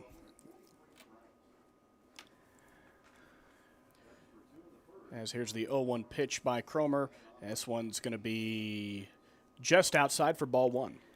Can't speak highly enough of the job that Cromer has done. You know you're a baseball player whenever you get touched for 2 runs there in the first and are able to settle in the way that he has. As a fly ball is camped under by Hoyt Honey for out number 1 here in the top of the 5th. Good play by Hoyt. Looked like that one could have dropped in there. Nonetheless, it's going to be out 1. As here comes the source of the only 2 runs for the Irish, the hard-hitting shortstop Jack Shane with the home run in the first inning.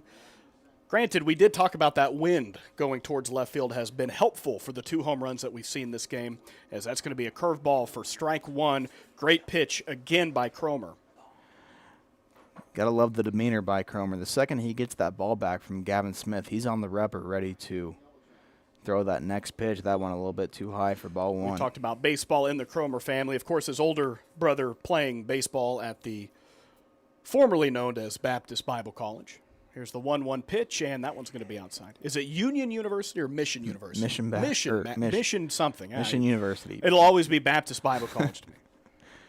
It's like when come and go became get and go. It's always get and go. You don't get to change. Here's the 2-1 pitch by Cromer, and this one is going to be hit to the right fielder. Milliken and Honey communicating there. Nice job by Cole to finally call off Hoyt, and he's under it for out number 2. That one very similar to the base hit that the Irish had earlier in the game, but Jackets able to bring that one in. Here comes Nick Reuter, third baseman. He's got the other hit for Catholic this evening. But struck out there in the top of the 3rd. Ball 1 high to the third baseman, Ben Reuter, from Chance Cromer. Mentioned earlier that Lebanon will be at home on Monday, Tuesday, Thursday, and Friday next week. Great curveball. So Branson on Monday, Kickapoo on Tuesday.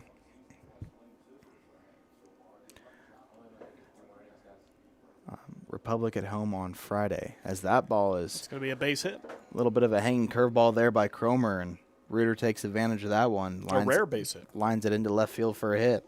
Now batting. Ben. Well, here comes arguably the harder hitting Reuter, the Missouri Tiger commit, the Drury commit, Ben Reuter. The Mizzou Tiger commit for the Irish, we have not seen him yet. That's pitcher Jack Smith. I believe he's ineligible to pitch today. I think he already pitched. That would make sense. And here's a high throw by Gavin Smith, and that's going to get him at third base. It is now man on third, 2 outs, and if you're Cromer right now, you are focused on the batter. I think you could count on one hand how many times Gavin Smith has at least not hit the target of his intended shortstop or second baseman there. Well, the ball was in the dirt, and it looked like he had a good chance. Unfortunately, he didn't take enough time to get his throw figured out. It is now man on third, 2 outs. The Jackets, still have a chance to strand the runner. Seems to be a little bit of confusion down there. We'll see what's happening. As DeGraw says, play ball. 1 ball, no strikes. And that's going to be a check swing for ball 2. Nope. Strike 1. We're all sort of Ladies and gentlemen, everybody up here is just as confused as I am. This is the blind leading the blind. That is a swing and a miss for strike 2. The scoreboard guys he's listen. This is we're all lost up here. It's okay. First day on the job. That's right. Lebanon up 5-2 here. Beautiful day for baseball at Ole Scott Field, and the hitter calls time. Reuter's just caught off guard. He needs to call time. I'm telling you, we just need to all take a break. I think we need a commercial break. Here's the 1-2 pitch, and that is going to be ball 2. It is now 2 balls, 2 strikes, 2 outs. Lebanon will be at Busch Stadium on Wednesday for a matchup against a team from Illinois. So what an experience for these high school student athletes to get that, as that ball is grounded and hits the umpire, Gene Mudhole, and allows a runner to come home to score. Just some unfortunate luck. Nothing you could do there for Gene. He tried to get out as quick as he could. That would have inevitably been out number 3 for the Jackets. Unfortunately, those things happen in baseball sometimes. Not much you can do about it. As they're now having a meeting at the pitcher's mound. When you go to Busch Stadium, I wondered if the prices for the concessions, are they going to be the same? You're going to get a $17 pretzel when you're up there? Yeah, I'll probably have to end up getting one, so I don't think I get any sort of discount. Oh, they'll give you a discount. So Isaac Arthur on the mound now. They break the huddle, but a run there for Catholic on an unfortunate situation. Ben Reuter gets on base with a hit. Well, the Jackets have had adversity many times this game, and every single time they have bounced back. So I assume you call that a hit, right? I think that would be a hit. It wouldn't be an error, unless we call that an error on Gene? He hit somebody. Yeah. I think the rule book would say that the umpire in that situation is a part of the field. He's an extension of the field. I'm completely talking out of my rear end right now, but I'm looking at the one guy that knows baseball. He's not looking back. He's paying attention to something else. Now it looks like Mike DeGraw and Gene Mudhole will come up, as it looked like maybe he issued some sort of warning to both benches, but not sure on that.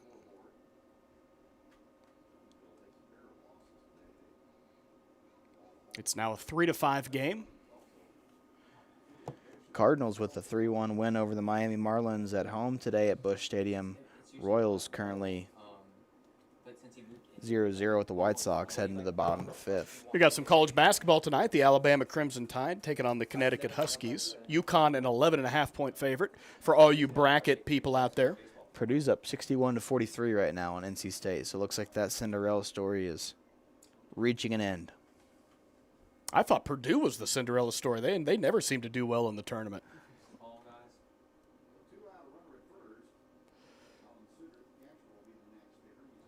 So we've got 2 outs, runner at first. Looks like they've figured out what was going on. And it looks like they're going to make the runner come back to third base.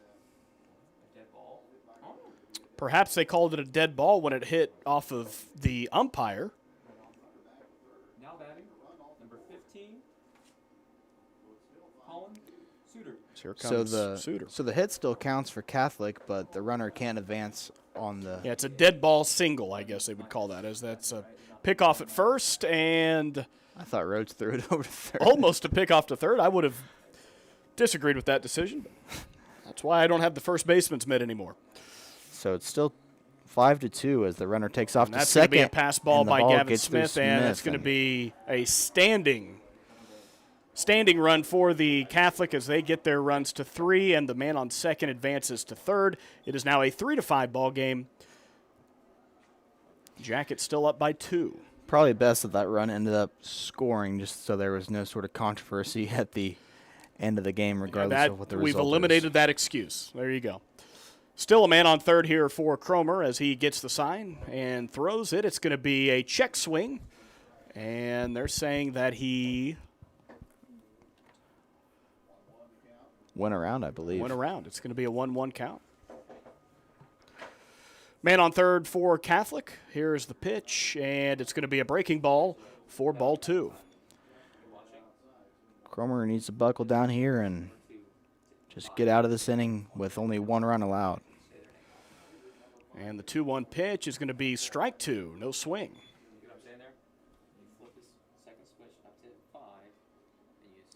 As we are in the top of the 5th inning, Springfield Catholic trailing the Lebanon Yellow Jackets 3-5 here at Ole Scott Field. Here's the pitch by Cromer. It's going to be high, and that'll give us a full count as catcher Gavin Smith takes a look at third base, does not throw. We'll see if Cromer can get out of yet another inning with not a lot of scathing going on. 3-5 as he calls time.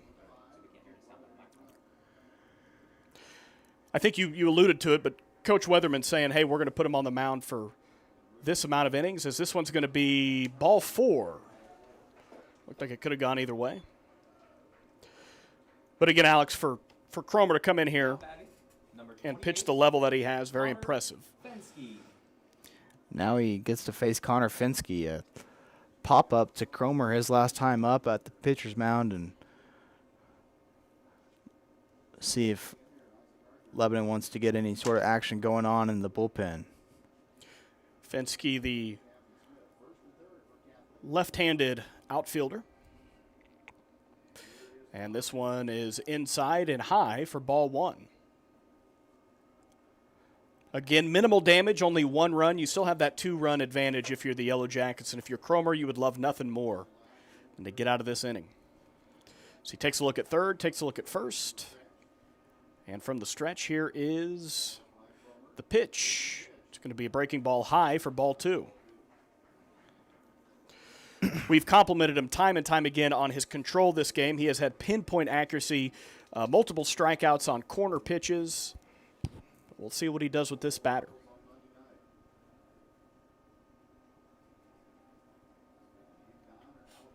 And here's the pitch. It's going to be outside and high as umpire Mike DeGraw says just a bit out.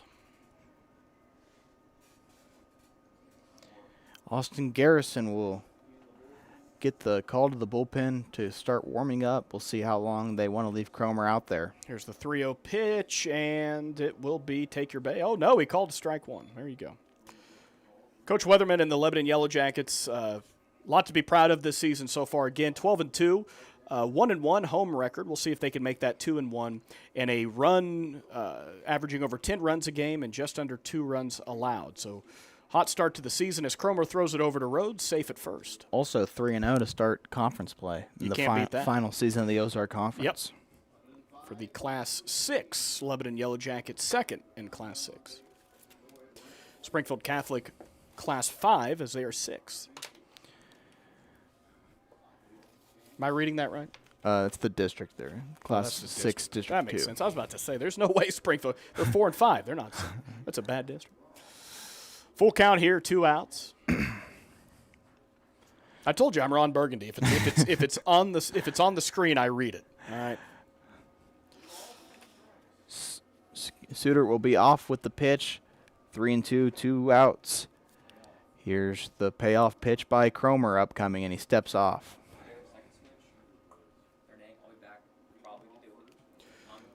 Again, Austin Garrison warming up on the Jacket side. But if you're Coach Weatherman, you'd love to see him next inning. Here's the pitch.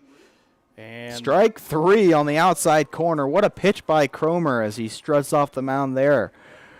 And just 1 run allowed there on the wild pitch, and nobody hurt as Lebanon moving to the bottom of the 5th, up 5-3. You're watching high school baseball on Jacket Nation Sports.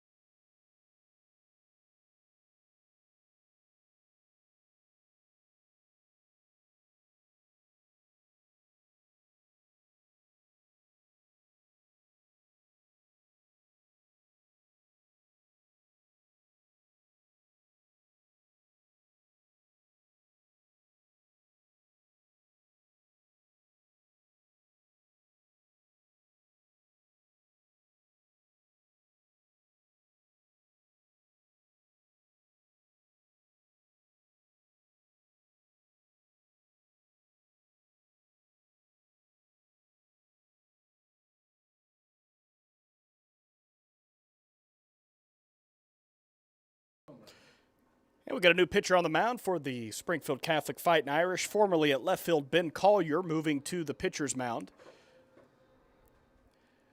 As Lebanon Yellow Jackets coming in here at the bottom of the 5th inning, up 2 runs. And here's the pitch by Collier. It's going to be a pass ball.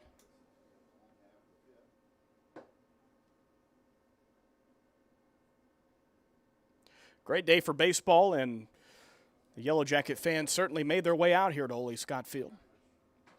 And here's the 1-0 pitch. It's going to be swung, and this one is going to be to left field. The left fielder is under it, and he catches it for out number 1. As Cromer flies out to left field, here comes the cleanup hitter, right fielder Hoyt Honey. Honey, again, one of the hotter hitters for the Yellow Jackets, batting right. If you're Coach Weatherman, you'd love nothing more than some insurance runs here. As Collier throws it, this one's going to be fouled just out of play, and it'll be strike 1. Hoyt Honey coming in with an OPS north of 1,000, batting average at .450, 4 doubles, a triple, 7 walks. As it'll be Honey and then the junior center fielder, Braden LaMontagne, this inning.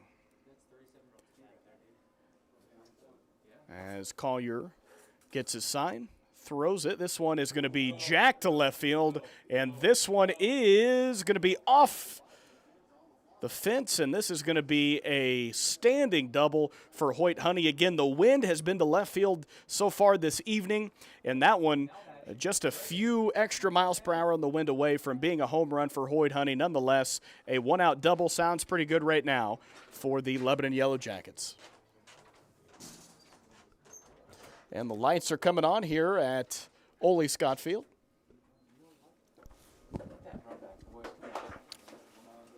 Bringing on the junior center fielder, Braden LaMontagne. Hoyt Honey at second, 1 out. And here's the pitch by Collier.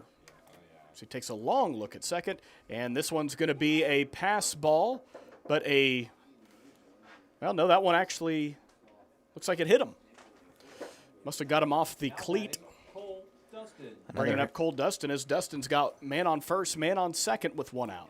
A good RBI opportunity for Cole Dustin, coming in third on the team with a .441 batting average. Another hit batsman. Yeah, another hit batsman. Looked like a pass ball, but it must have got him either on the ankle or the cleat. 7 extra base hits for Cole Dustin. He would love nothing more than to get one right now. As here's the pitch, it's going to be low, and this one is going to advance the runners as he fumbles the ball at the catchers, and second and third now for the Jackets. So down to third is Honey, to second is LaMontagne. And right now, if you're Cole Dustin, a base hit might bring in 2. Make this a 7-3 game for the Jackets. You would love nothing more here in the bottom of the 5th inning. Infield in for Catholic. This one inside again, as it's a 2-0 count to Dustin. Dustin, the left-hander, the southpaw. Has a chance to add some quality insurance runs here. Collier takes a look at third, takes a look at second, throws it. This one is a fastball low. It is now a 3-0 count, and he is 1 ball away from loading the bases for the designated hitter, Josh Ziegenbein. And, man, would Josh love nothing more than to get bases loaded. He's coming in with a .375 batting average and already has a very key base hit in this game. 3-0 to Dustin as ball 4 taken inside. Now batting, Josh Ziegenbein. As that loads the bases for Josh Ziegenbein, only 1 out, and really a chance here for the Yellow Jackets to break the game wide open.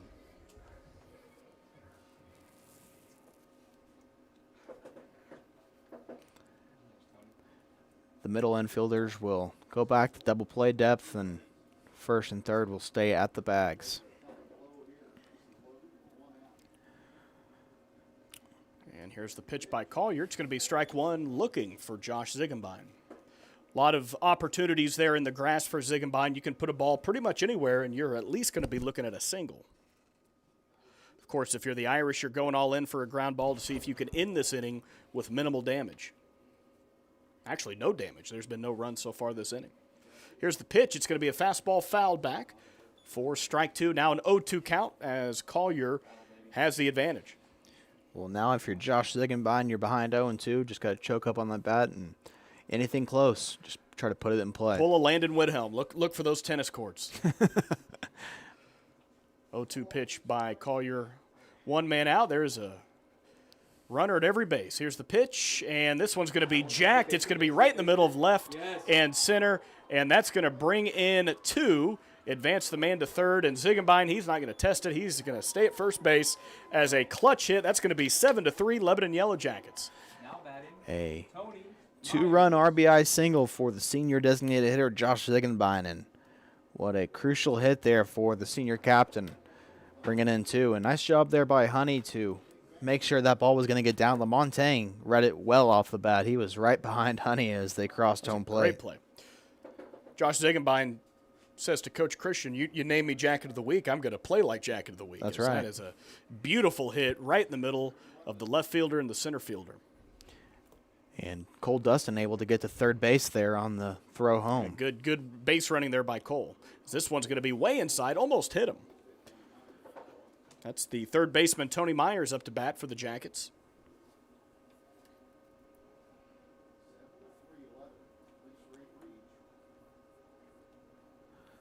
So after a fly out to the left fielder by Cromer, it's been a double there by Hoyt Honey, a hit by pitch for Lamontagne, a walk to Cole Dustin, and then a 2-run single into the left center field gap by Josh Ziegenbein.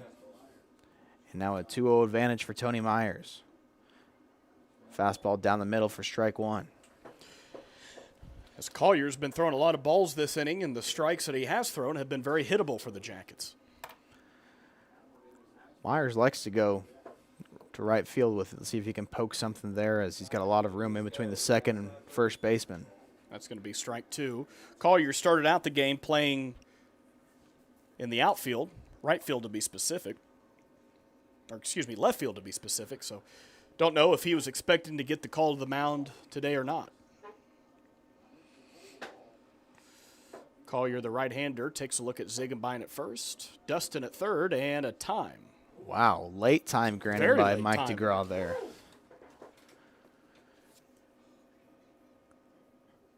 It's pretty rare that you'll see the umpire grant that so late in the at-bat. Nonetheless, it's a moot point now as, again, Ziegenbein at first, Dustin at third, Myers at the plate. Here's the pitch. It's going to be a breaking ball high, and we've got a full count. Great job there by Tony Myers to lay off that. That one was a difficult one, probably too late. It looked very good.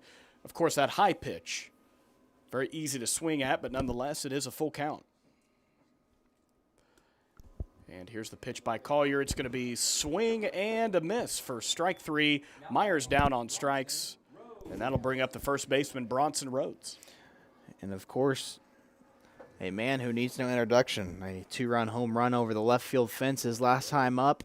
Has a chance to do some more damage here with runners on first and third with 2 outs now. Great game by Bronson Rhodes.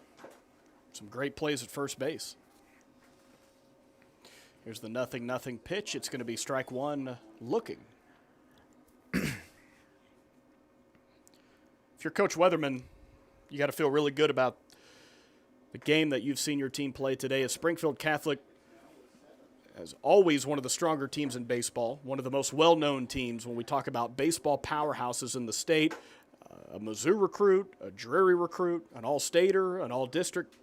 They've got all the talent in the world, and yet the Yellow Jackets have been controlling this game. As that's going to be the second pitch at the at-bat, a swinging strike by Rhodes, 0-2, looking like maybe he's trying to get home run number 2 on that swing. If he was playing MLB The Show, that would have been the square button. He's hitting on that one. For my 3 people. Me. Now, are you one of those? Here's the 0-2 pitch, and it is again going to be strike 3, swinging by Rhodes. That's going to be the third out of the inning. But the good news, some insurance runs for the Yellow Jackets as they put up 2 in the bottom of the 5th. It is now 7-3. Lebanon Yellow Jackets winning here at Ole Scott Field.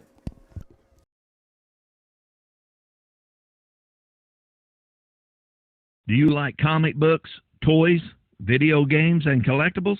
Massey's Comics has what you need. The locally owned comic shop has a wide variety of new and vintage collectibles, with new books coming out every Wednesday. Massey's Comics is located at 727 South Jefferson Avenue in the Keene Cash Savers Shopping Center. For more information, check them out on Facebook and Instagram at Massey's Comics.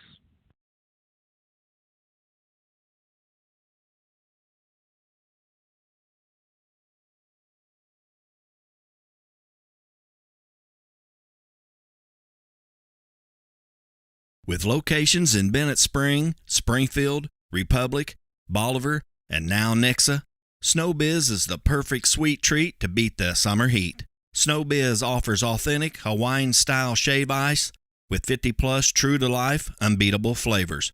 While most stands are seasonal, they now offer a year-round location at their SnowBiz Plus shop inside 14 Mill Market in Nixa, Missouri, as they proudly serve their classic shave ice treats and Ice Cream Factory's delicious ice cream and so much more. Swing on by to check them out soon. Go Jackets! Some people are just obsessed with their lawns. They'd cut their grass with a pair of scissors if they could. Thanks to Gravely, they don't have to. You see, Gravely makes not only the best built and most comfortable lawnmowers, but they also leave your house looking like a doggone country club. So whether you're a commercial landscaper wanting the best or just a perfectionist homeowner, you can't do better than a Gravely.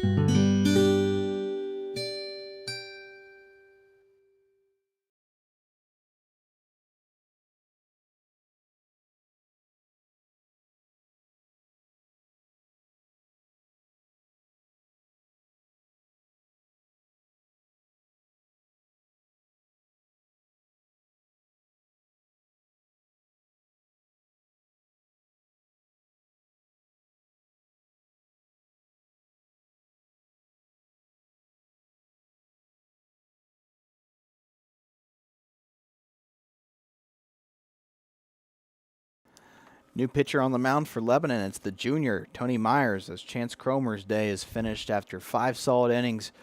Only 3 runs allowed, and Cromer will go back to his home at shortstop and bring on Tony Myers for the first time this season on the bump. If you're the Jackets, and you can hopefully keep this thing where it is, that'll give Cromer his first win on the season at the mound.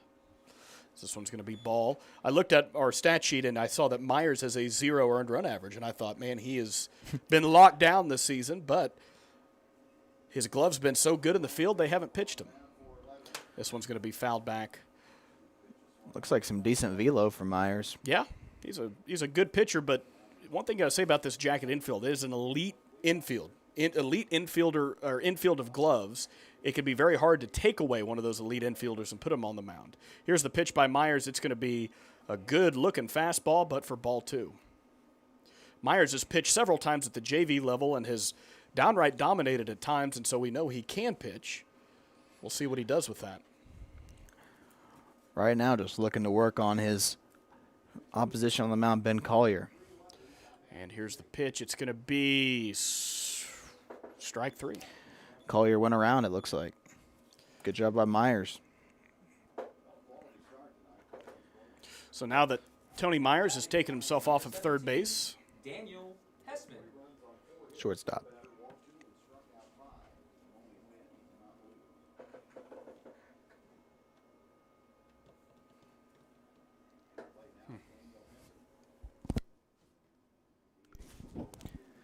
The DH, Daniel Hessman, will come up to bat. The right-handed hitter will face the right-handed Myers. First pitch fastball. Good pop there from Myers, but just a little bit too far outside.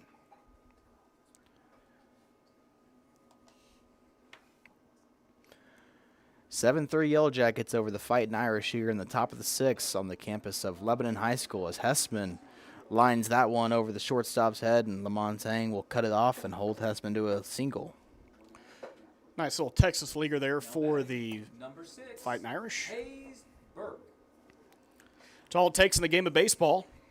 You got to walk before you run, and if you're Springfield Catholic here, a base hit is just what you need to start this out.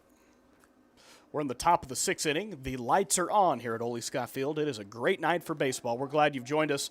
Roger Shear here alongside Alex Boyer. And he shows bunt, pulls it back for ball 1. If the Yellow Jackets can hold on to this victory, it'll put them at 13-2 with a 2-1 record at home.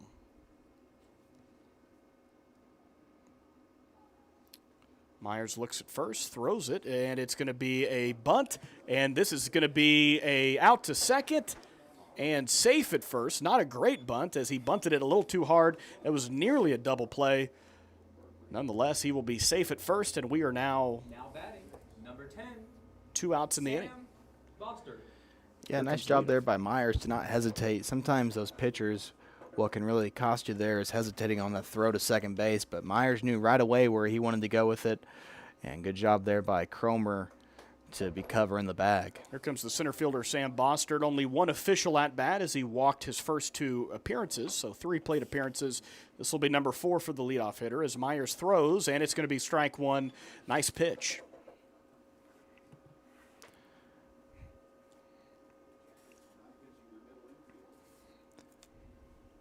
Again, Springfield Catholic coming in, they had a 21-8 record last year,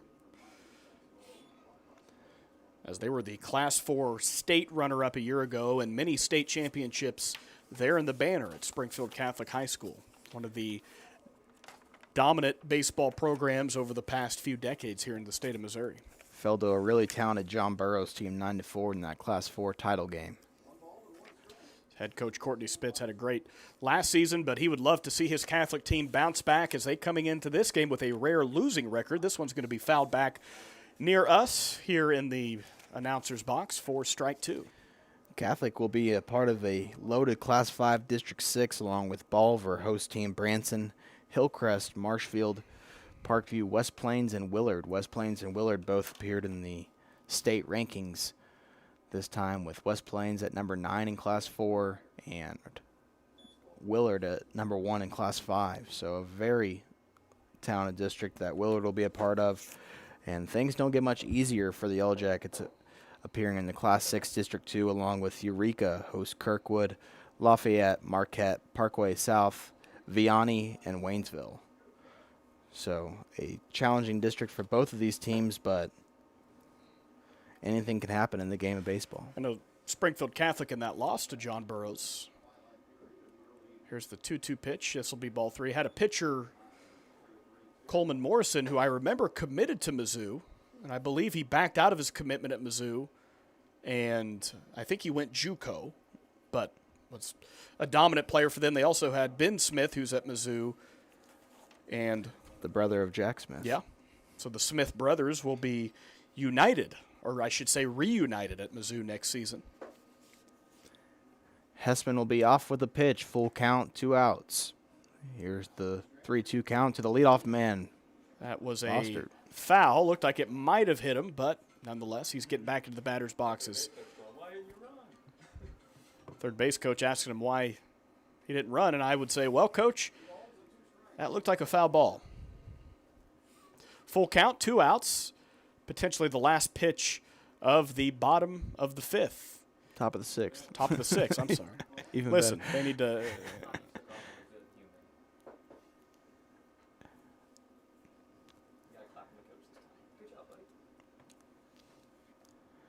Appreciate all of our sponsors here at Jack and Nation Sports. Our primary sponsors, Heritage Bank of the Ozarks, Results Advertising, Shadles Colonial Chapel, Mercy Hospital, Lebanon, Missouri Cooperage, and Jonesy's Travel Center. Great fried pickles. Here's the 3-2 pitch. That's going to be strike 3. That's going to end the inning. Great pitch by Tony Myers as he strikes him out. Look, and that will end the top of the 6 for the Springfield Catholic Fightin Irish. They are still down 3-7 as the Lebanon Yellow Jackets going in with a 4-run advantage as they bat in the bottom of the 6.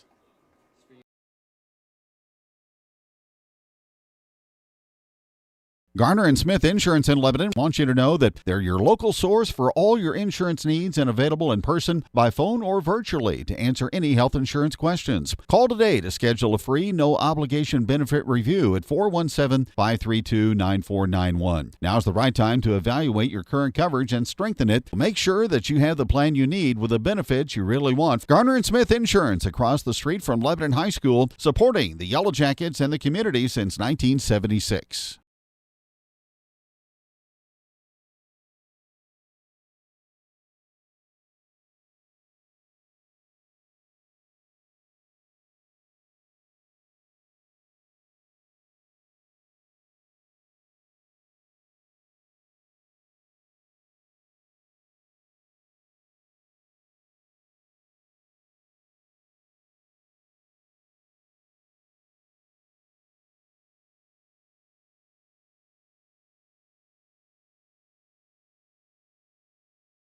Going to the bottom of the 6th inning, catcher Gavin Smith will be up to bat. Tough day for Smith at the plate. He was hit by a pitch in his first at-bat and has popped up to the shortstop his last 2 times up to the plate. I believe this is Collier still on the mound. Here will be the first pitch. It's going to be a ground ball to the shortstop. Shortstop's going to fumble it, and not with Gavin Smith's speed, you won't. Good job there by Smith to hustle down the line and beat that one out for an infield single. He fumbled it, but I think Gavin would have made it anyways. Alex, we just got a text from former State Fair Community College player Chris Horn again, tuning in. A loyal Jacket Nation sports fan. It's actually Clint Horn. I made that joke last time. I got corrected. They're like, hey, idiot, it's Clint. I know that. People were upset. They were upset that I got the baseball legend Chris Horn, his name wrong. As Gavin's got a commanding lead, he's going to run again. The throw is perfect, but he fumbled it. Looked like he would have got him on that. A rare one, but nonetheless, he is safe at second base. So Smith takes second base, and Milliken goes up on the count 1-0. Last time Gavin was on the base path, he stole second, followed immediately by stealing third. We'll see if he's feeling confident right now, as he has not as strong of a lead, but it's going to make Collier step out. Clint Horn, the former Hartville baseball coach for the Eagles, now the current principal at Hartville, but we do appreciate him. We do love Clint. Hartville's had some good teams, some good basketball teams especially. Yeah, Clint didn't have quite the success that the Hartville basketball team's been having here recently. Well, that'd be hard to do. I think Mansfield baseball is about the only thing you could compare that to. Here's the 2-0 pitch to the sophomore, Cole Milliken. And he's running for third. Gavin is going to be, this is way out, and Gavin gets up. He's going to run, and he's going to score easily as he jogs into home. That's going to be run number 8 for the Lebanon Yellow Jackets, as we thought he might steal third, just as we thought he would steal second. And unfortunately, the throw by the catcher, Colin Suter, was not even close. As it's now going to be a 3-0 count. Collier throws, and that'll be ball 4. No, strike 1. Wow. As it looked like he was going to throw his bat and run to first, but Mike DeGraw said not so fast. And here's the pitch. Swing and a miss. We now have a full count. Cole Milliken on the day, a double or a walk in the first, reached on an error in the second, and then grounded out to the pitcher his last time up. And here's the pitch. It's going to be fouled back to the concession stand. We'll stay at it 3-2. The closed concession stand. The closed concession stand. Still disappointed by that. Last game I had some popcorn. It was really good popcorn. And then I realized you can't eat popcorn when you're doing baseball. Here's the pitch, and this one's going to be swung to left, and that's going to be caught by the left fielder. Now batting, Chance Cromer. Left field has been a popular destination here in this game, both for Catholic and for Lebanon. We've seen a couple home runs out there as well as a couple base hits. So Chance Cromer, who had a phenomenal day on the mound for Lebanon, comes up looking for his first hit of the evening. And this one's going to be high and outside for ball 1. It's been a good game on both sides. Good turnout here at Ole Scott Field. Gotta love baseball in April. There's the pitch. It's going to be chopped right back to Collier. Collier's going to run it into the first baseman, and he's going to under-toss it in for out number 2. Now batting, Hoyt Honey. That'll bring in Hoyt Honey, the cleanup hitter for the Jackets, playing right field today. So 2 outs as Gavin Smith reached on a hit on the first pitch of the inning and then stole second and third, and then a wild throw to third allowed Gavin to come home and score. As Honey fouls that one back to the screen. You talk about a weapon that is priceless, is to have a guy that everyone knows he's going to steal, and he's still safe. Here's the pitch, and that'll be ball 1, 1-1 count. Alex, since I know you haven't done every game this season so far, but have you seen Gavin get caught? I don't believe I have. But that is a weapon that you cannot replace if you're Coach Weatherman. We're above 90 bags already this year. And that one's going to be high for ball 2. Yeah, as a team, I believe Lebanon's stolen more than 90 bases. 90 bases? Yeah. That's felony stealing. That's impressive. Here's the 2-1 pitch, and that one is going to be low for ball 3. Second reaction, the guru of go. Honey is going to get a good pitch to hit here, and he He doubled is. off the left field fence his last time up. We'll see what Collier brings him. Here it is. It's going to be right down the middle, and this one hit to the center fielder. And the center fielder, Bostard, is under it for the 3rd out of the inning. But an important insurance run for the Jackets as we are now going into the 7th inning. Jackets 8, Springfield Catholic 3. We'll be back right after this.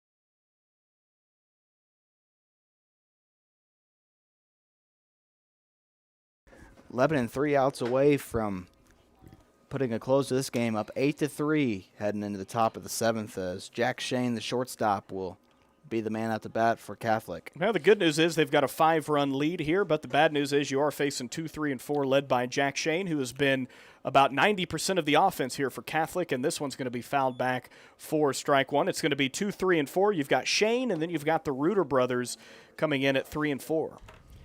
Myers on for his 2nd inning of work. As Myers gets the sign and throws it. This one's going to be in the dirt, but he swung at it nonetheless. Strike 2. And now it's going to be Myers' count as it is 0-2. If you're Alex Weatherman, you got to be impressed with your 2 middle infielders who have came in and pitched phenomenal. And I'm sure he's always kind of had that in his back pocket, but it's nice to know that if you absolutely have to have arms, that these two can come in and put up performances like they have today. That's going to be strike 3 in the dirt and safe. Gavin had an inerrant throw, and that's going to be an error on the catcher as Rhodes saved one bad throw earlier on in the game. He couldn't save that one. So the leadoff hitter on for Catholic and the 3rd baseman, Nick Reuter, who already has 2 hits, will come up to bat now. If you're Springfield Catholic now, that's maybe the momentum that you needed. As Myers throws, this one's going to be strike 1. We've talked about Coach Weatherman and this Jacket team, but we can't say enough just already, only being here for a couple seasons, the work that he has done. We saw it at Marionville with the state championship, very similar to what Will Christian did on the football side of things.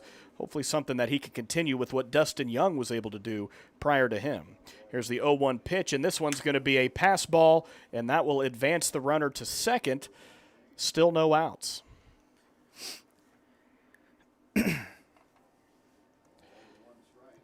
As again, the good news, if you're Myers and the Jackets, you're up by 5.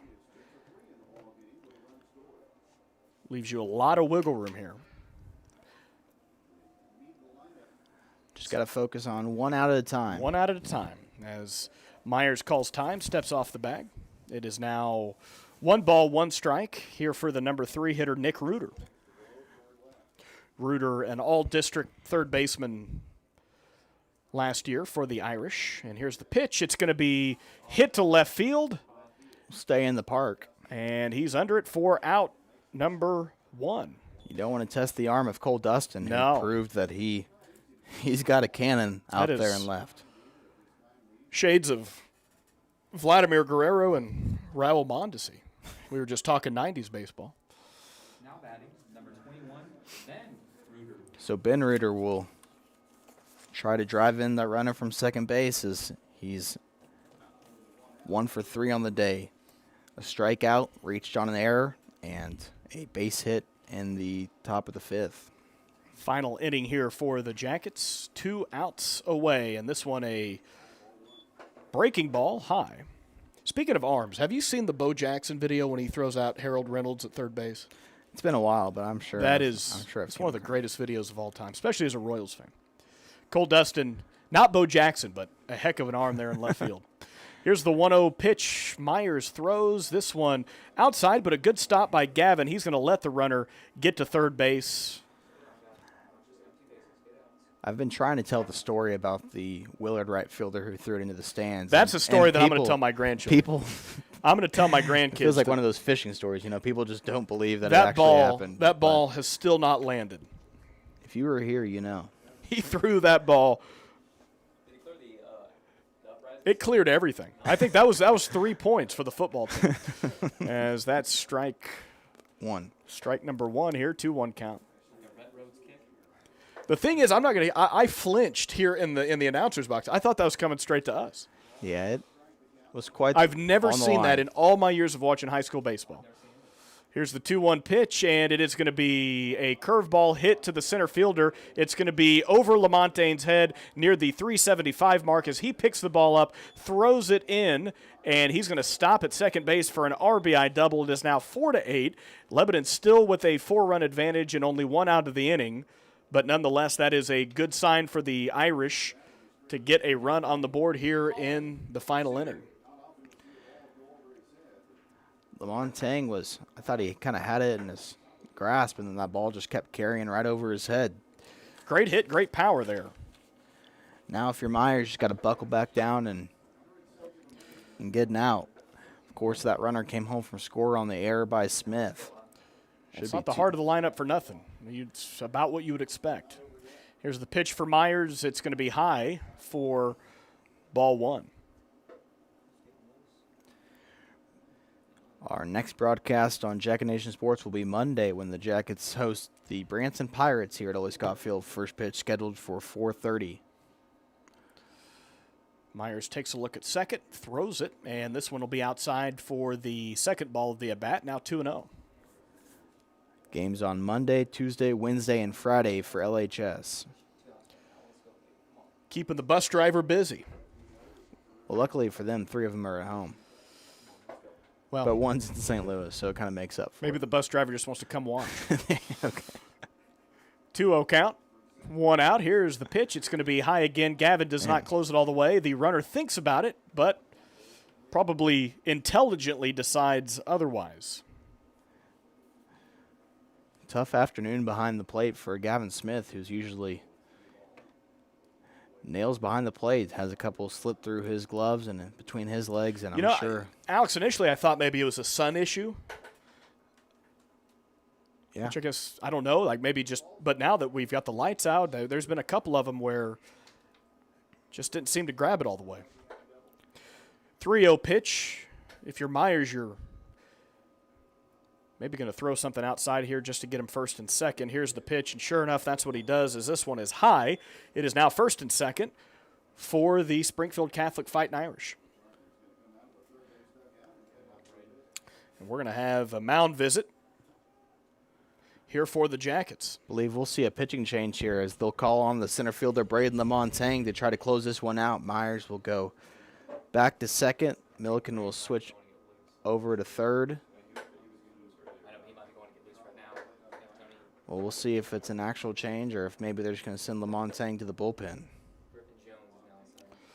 Well, you only need 2 more outs left to end this game. Still can't tell if they've actually made the move officially or not. It looks like they have made the move. So out goes Tony Myers, enter Braden Lamontagne to try to close this one out. We'll take a commercial break. Lebanon up 8-4, needing 2 outs to secure the win over Catholic. We'll be back right after this on Jacket Nation Sports. Hey, my name is Roger. I'm the middle school pastor over here at FBC Lebanon. Are you looking for an environment for your middle schooler or high schooler that is both engaging and fun? At Team FBC students, we offer an experience for 6th through 12th grade that is sure to be the highlight of their week. With 2 separate environments for both middle school and high school, students are able to receive a Jesus-centered message that is specifically catered to where they are at in life. So again, we are Team FBC. We're located at 311 North Madison in Lebanon. We're the church with the castle. Our services begin every single Wednesday at 6:30 p.m. and include music from our student-led band, fun games and activities, and a gospel message. We can't wait to see you this week at Wednesday night at Team FBC Students.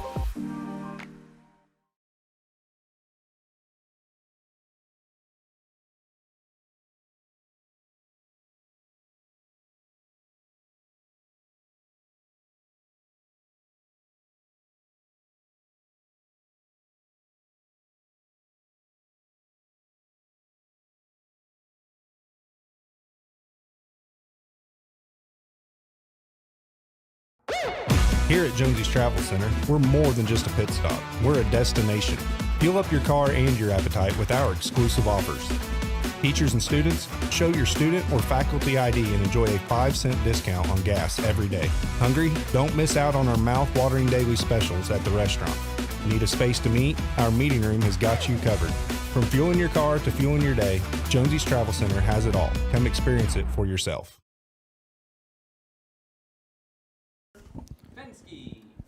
So Connor Fensky will face the left-handed southpaw pitcher Braden Lamontagne, who comes in to try to record 2 outs and secure the save for Lebanon.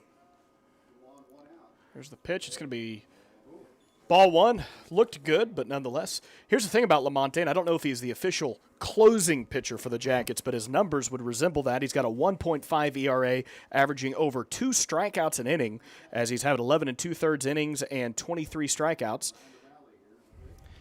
He's got an interesting little windup that I feel would definitely confuse many batters. He's a lefty facing a lefty. And a lefty on deck, so. A lot of southpaw action going on. And I'm a lefty. So there you go. And Levi Collins is a lefty. Okay, look at that. And Coach Stats. We're all lefties. Here's the pitch, and outside for ball 3. And certainly getting warmed up here is Lamontagne. Lamontagne, 23 strikeouts, 6 walks in just under 12 innings. Again, as a pitcher, his ERA is the lowest on the team for anybody that has qualified ERA. This one is going to be good for strike 1. It is now a 3-1 count. The first pitch by Lamontagne was 50-50. Could have gone either way, but DeGraw called it a strike. Here we are at a 3-1 count. 1 out as Lamontagne looks at second, looks at first, throws it, and that'll be ball 4, loading the bases. So now the nerves start to really settle in if you're a Yellow Jacket fan, as the bases are loaded. And now batting, Ben Collier. And that'll bat Ben Collier. Sorry, it will be a pinch hitter, and that will be number 8, Isle Henderson. Now batting, number 8, Isle? Are you saying that right? Is it Isle or Lyle? Isle, I think. Yeah, I was going to say. E-Y-L-E. Shout out to our late mayor of Lebanon, Lyle Anderson. A great mayor.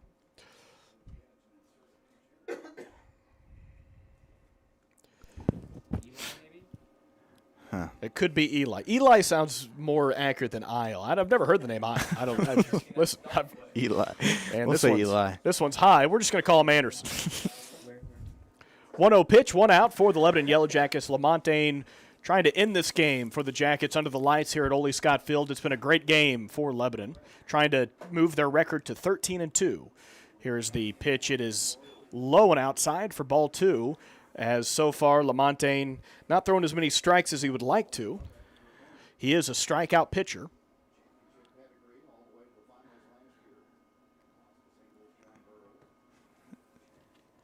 Two-0 pitch upcoming to Eli Henderson. It's a fastball on the inside corner for a strike as Henderson tried to scoot out of the way of that one, but still caught the inside part of the plate. That'll make it 2 balls and 1 strike. You'd love nothing more here than a double play. Here's the pitch, outside and low again for ball 3. As Gavin, again, doesn't get it in all the way.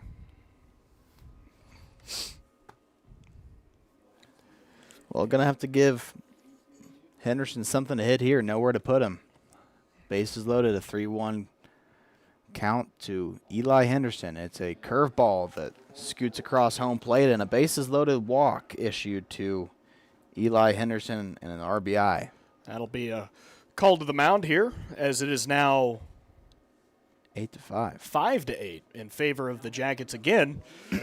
You never want to say that your lead is too safe, as this is a big opportunity for Springfield Catholic. And after 2 hitters, it's another call to the bullpen, as the Jackets will bring on the Bulldog, Josh Ziegenbein, to try to close this one out for sure. We'll take another commercial break. Be back with more after Ziegenbein throws his warm-up pitches.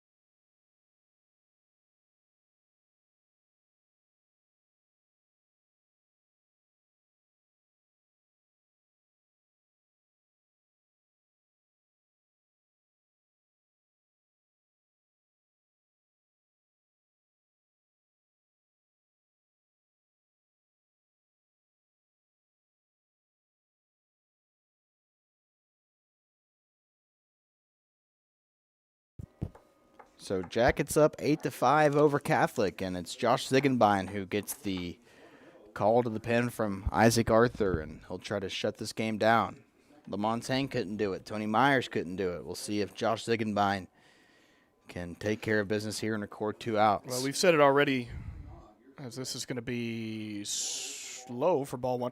We said it already, but the Willard bats, which are typically very hot bats, Josh Ziegenbein a couple games ago was able to largely tame them up until the final inning of service. Here's the pitch by Ziegenbein, as that's going to be high for ball 2. Ziegenbein, not known as a fireballer, very similar to Cromer. He's going to use his control, which is exactly what Coach Weatherman needs for the Jackets. Here's the pitch, and this one's going to be popped up and caught by the second baseman, Cole Milliken. I believe it's Tony Myers now after some defensive substitutions. But I'm just going to leave it at the second baseman. That's all right. There you go.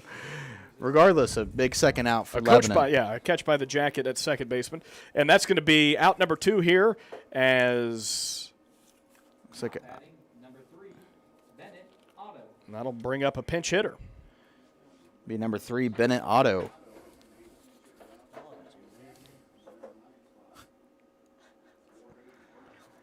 So Hayes Burke will get pinch hit for by Bennett Otto, and Josh Ziegenbein just 1 out away from. That's a car dealership if I've ever heard one.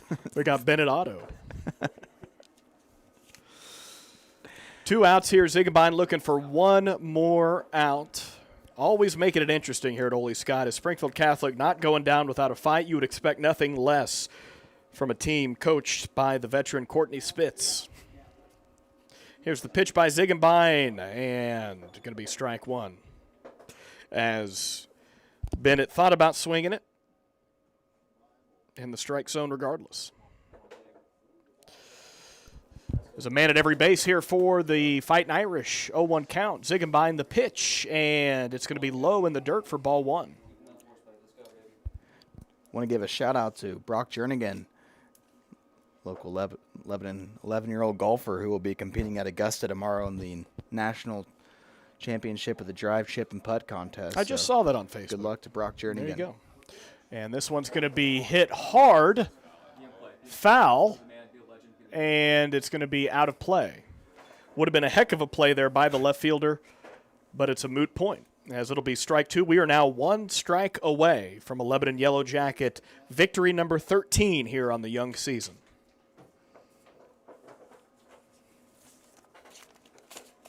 Let's go.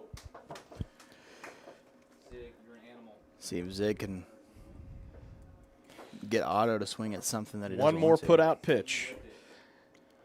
Jacket fans are on their feet for this potential final pitch of the game. He looks, he throws, and this one's hit. Cole Dustin is under it. That'll be out number 3. Wow, that one, I was kind of scared about that one, but Dustin camps under it, and a much-needed victory for the Lebanon Yellow Jackets on a Saturday evening here at Ole Scott Field. They beat Catholic 8-5. We'll have head coach Alex Weatherman joining us on the Jacket Nation Sports postgame show in a few minutes. Stick around. We appreciate everybody joining in. Lebanon 8, Catholic 5. You're watching Jacket Nation Sports on YouTube.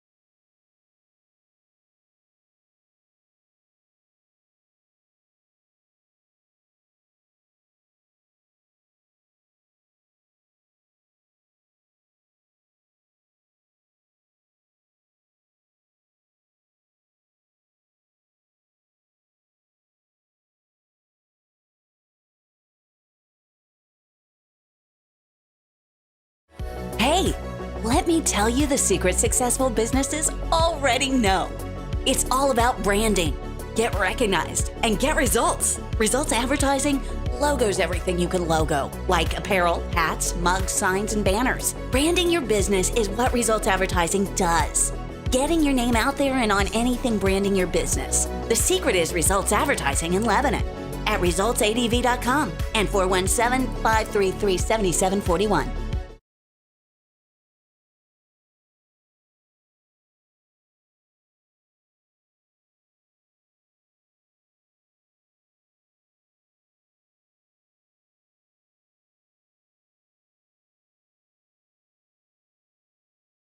Losing a loved one is painful, but at Shadle's Colonial Chapel, we make the hard times a little easier to bear. With affordable funeral and cremation services, we offer 2 spacious chapels, a full-service banquet area for families to gather, plus the latest technology for honoring your loved one. Our website has everything you need, from pre-arrangements to flowers, even a place to reminisce. Let us help you remember your loved one. Shadle's Colonial Funeral Chapel, the area's most often selected funeral service.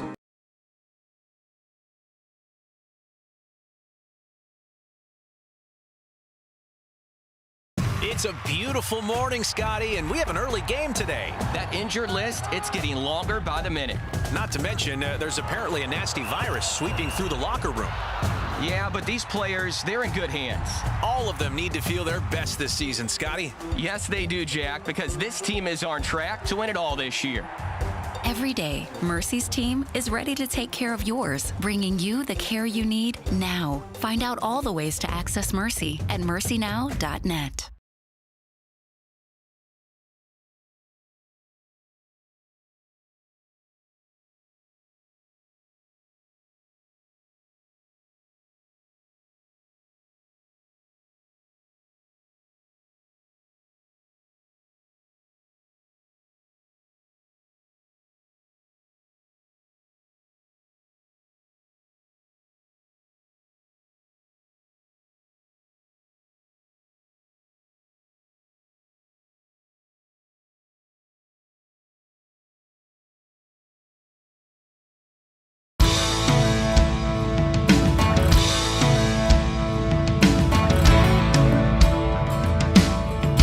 Success isn't owned, it's leased. And rent is due every day. The harder you work, the harder it is to lose. Success, nothing less. Win the day. Shine bright on senior. Bring the heat. Team is everything. Leave it all on the field. Let's roll. Missouri Cooperage proudly supports the Lebanon Yellow Jackets.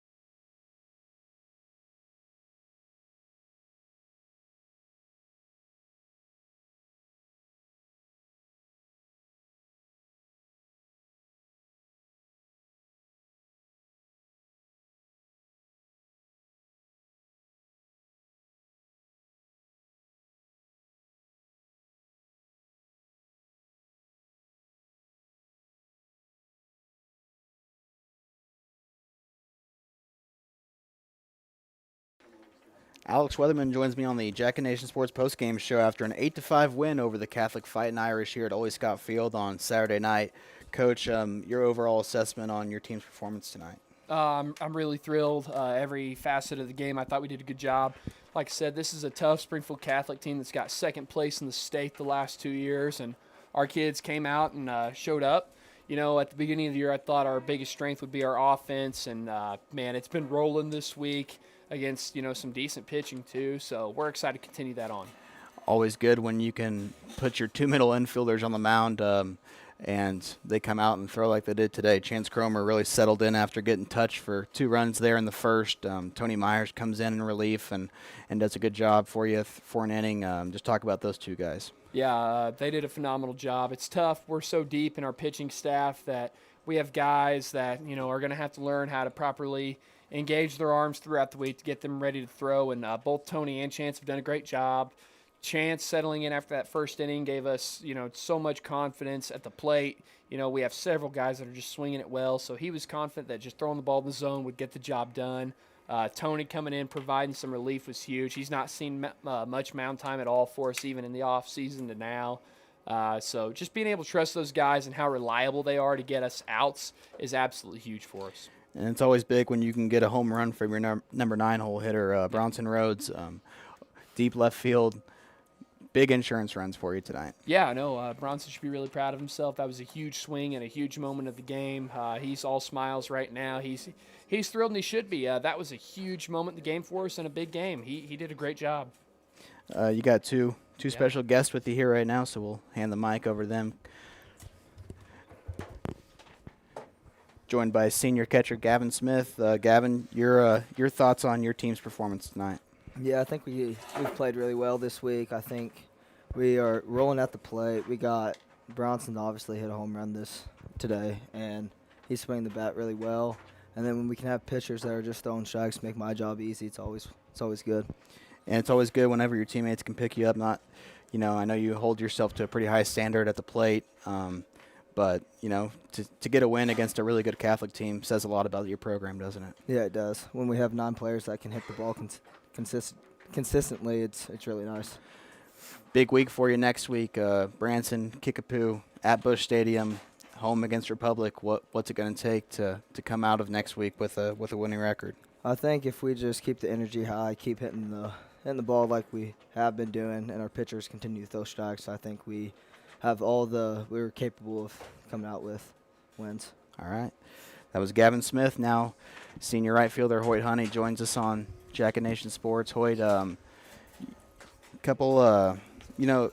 take us through the sun over there in right field. I know it can get pretty dicey whenever that sun's coming down here at Ole Scott. So what's it like playing right field?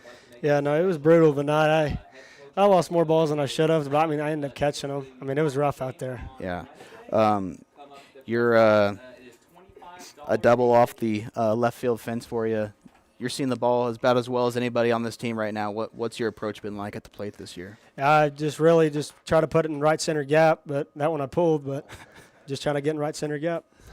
Nice job on the bump for you last night. Had a lot of pitches working for you. Talk about your pitching performance last night against Reed Spring. Yeah, no, I was feeling myself. I mean, I went out there confident as usual, and I was just ready to show up. Awesome. Well, that was Hoyt Honey and Gavin Smith joining us on the Jack and Nation Sports postgame show. Coach Weatherman, congrats on a win. And Lebanon fans can get a hold of you this week if they want to buy some tickets for the Cardinals game on Wednesday, correct? Yes. If anybody wants to get St. Louis Cardinals tickets to the Cardinals game at 12:15 on Wednesday, April 10th, and then the Yellow Jackets playing afterwards, just email me, aweatherman@lebanon.k12.mo.us.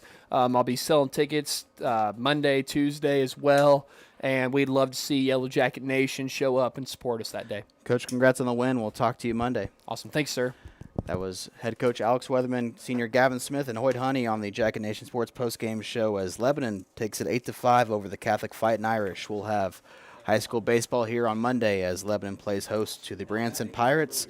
For Alex Boyer and my color commentator Roger Shear, good night from Ole Scott Field.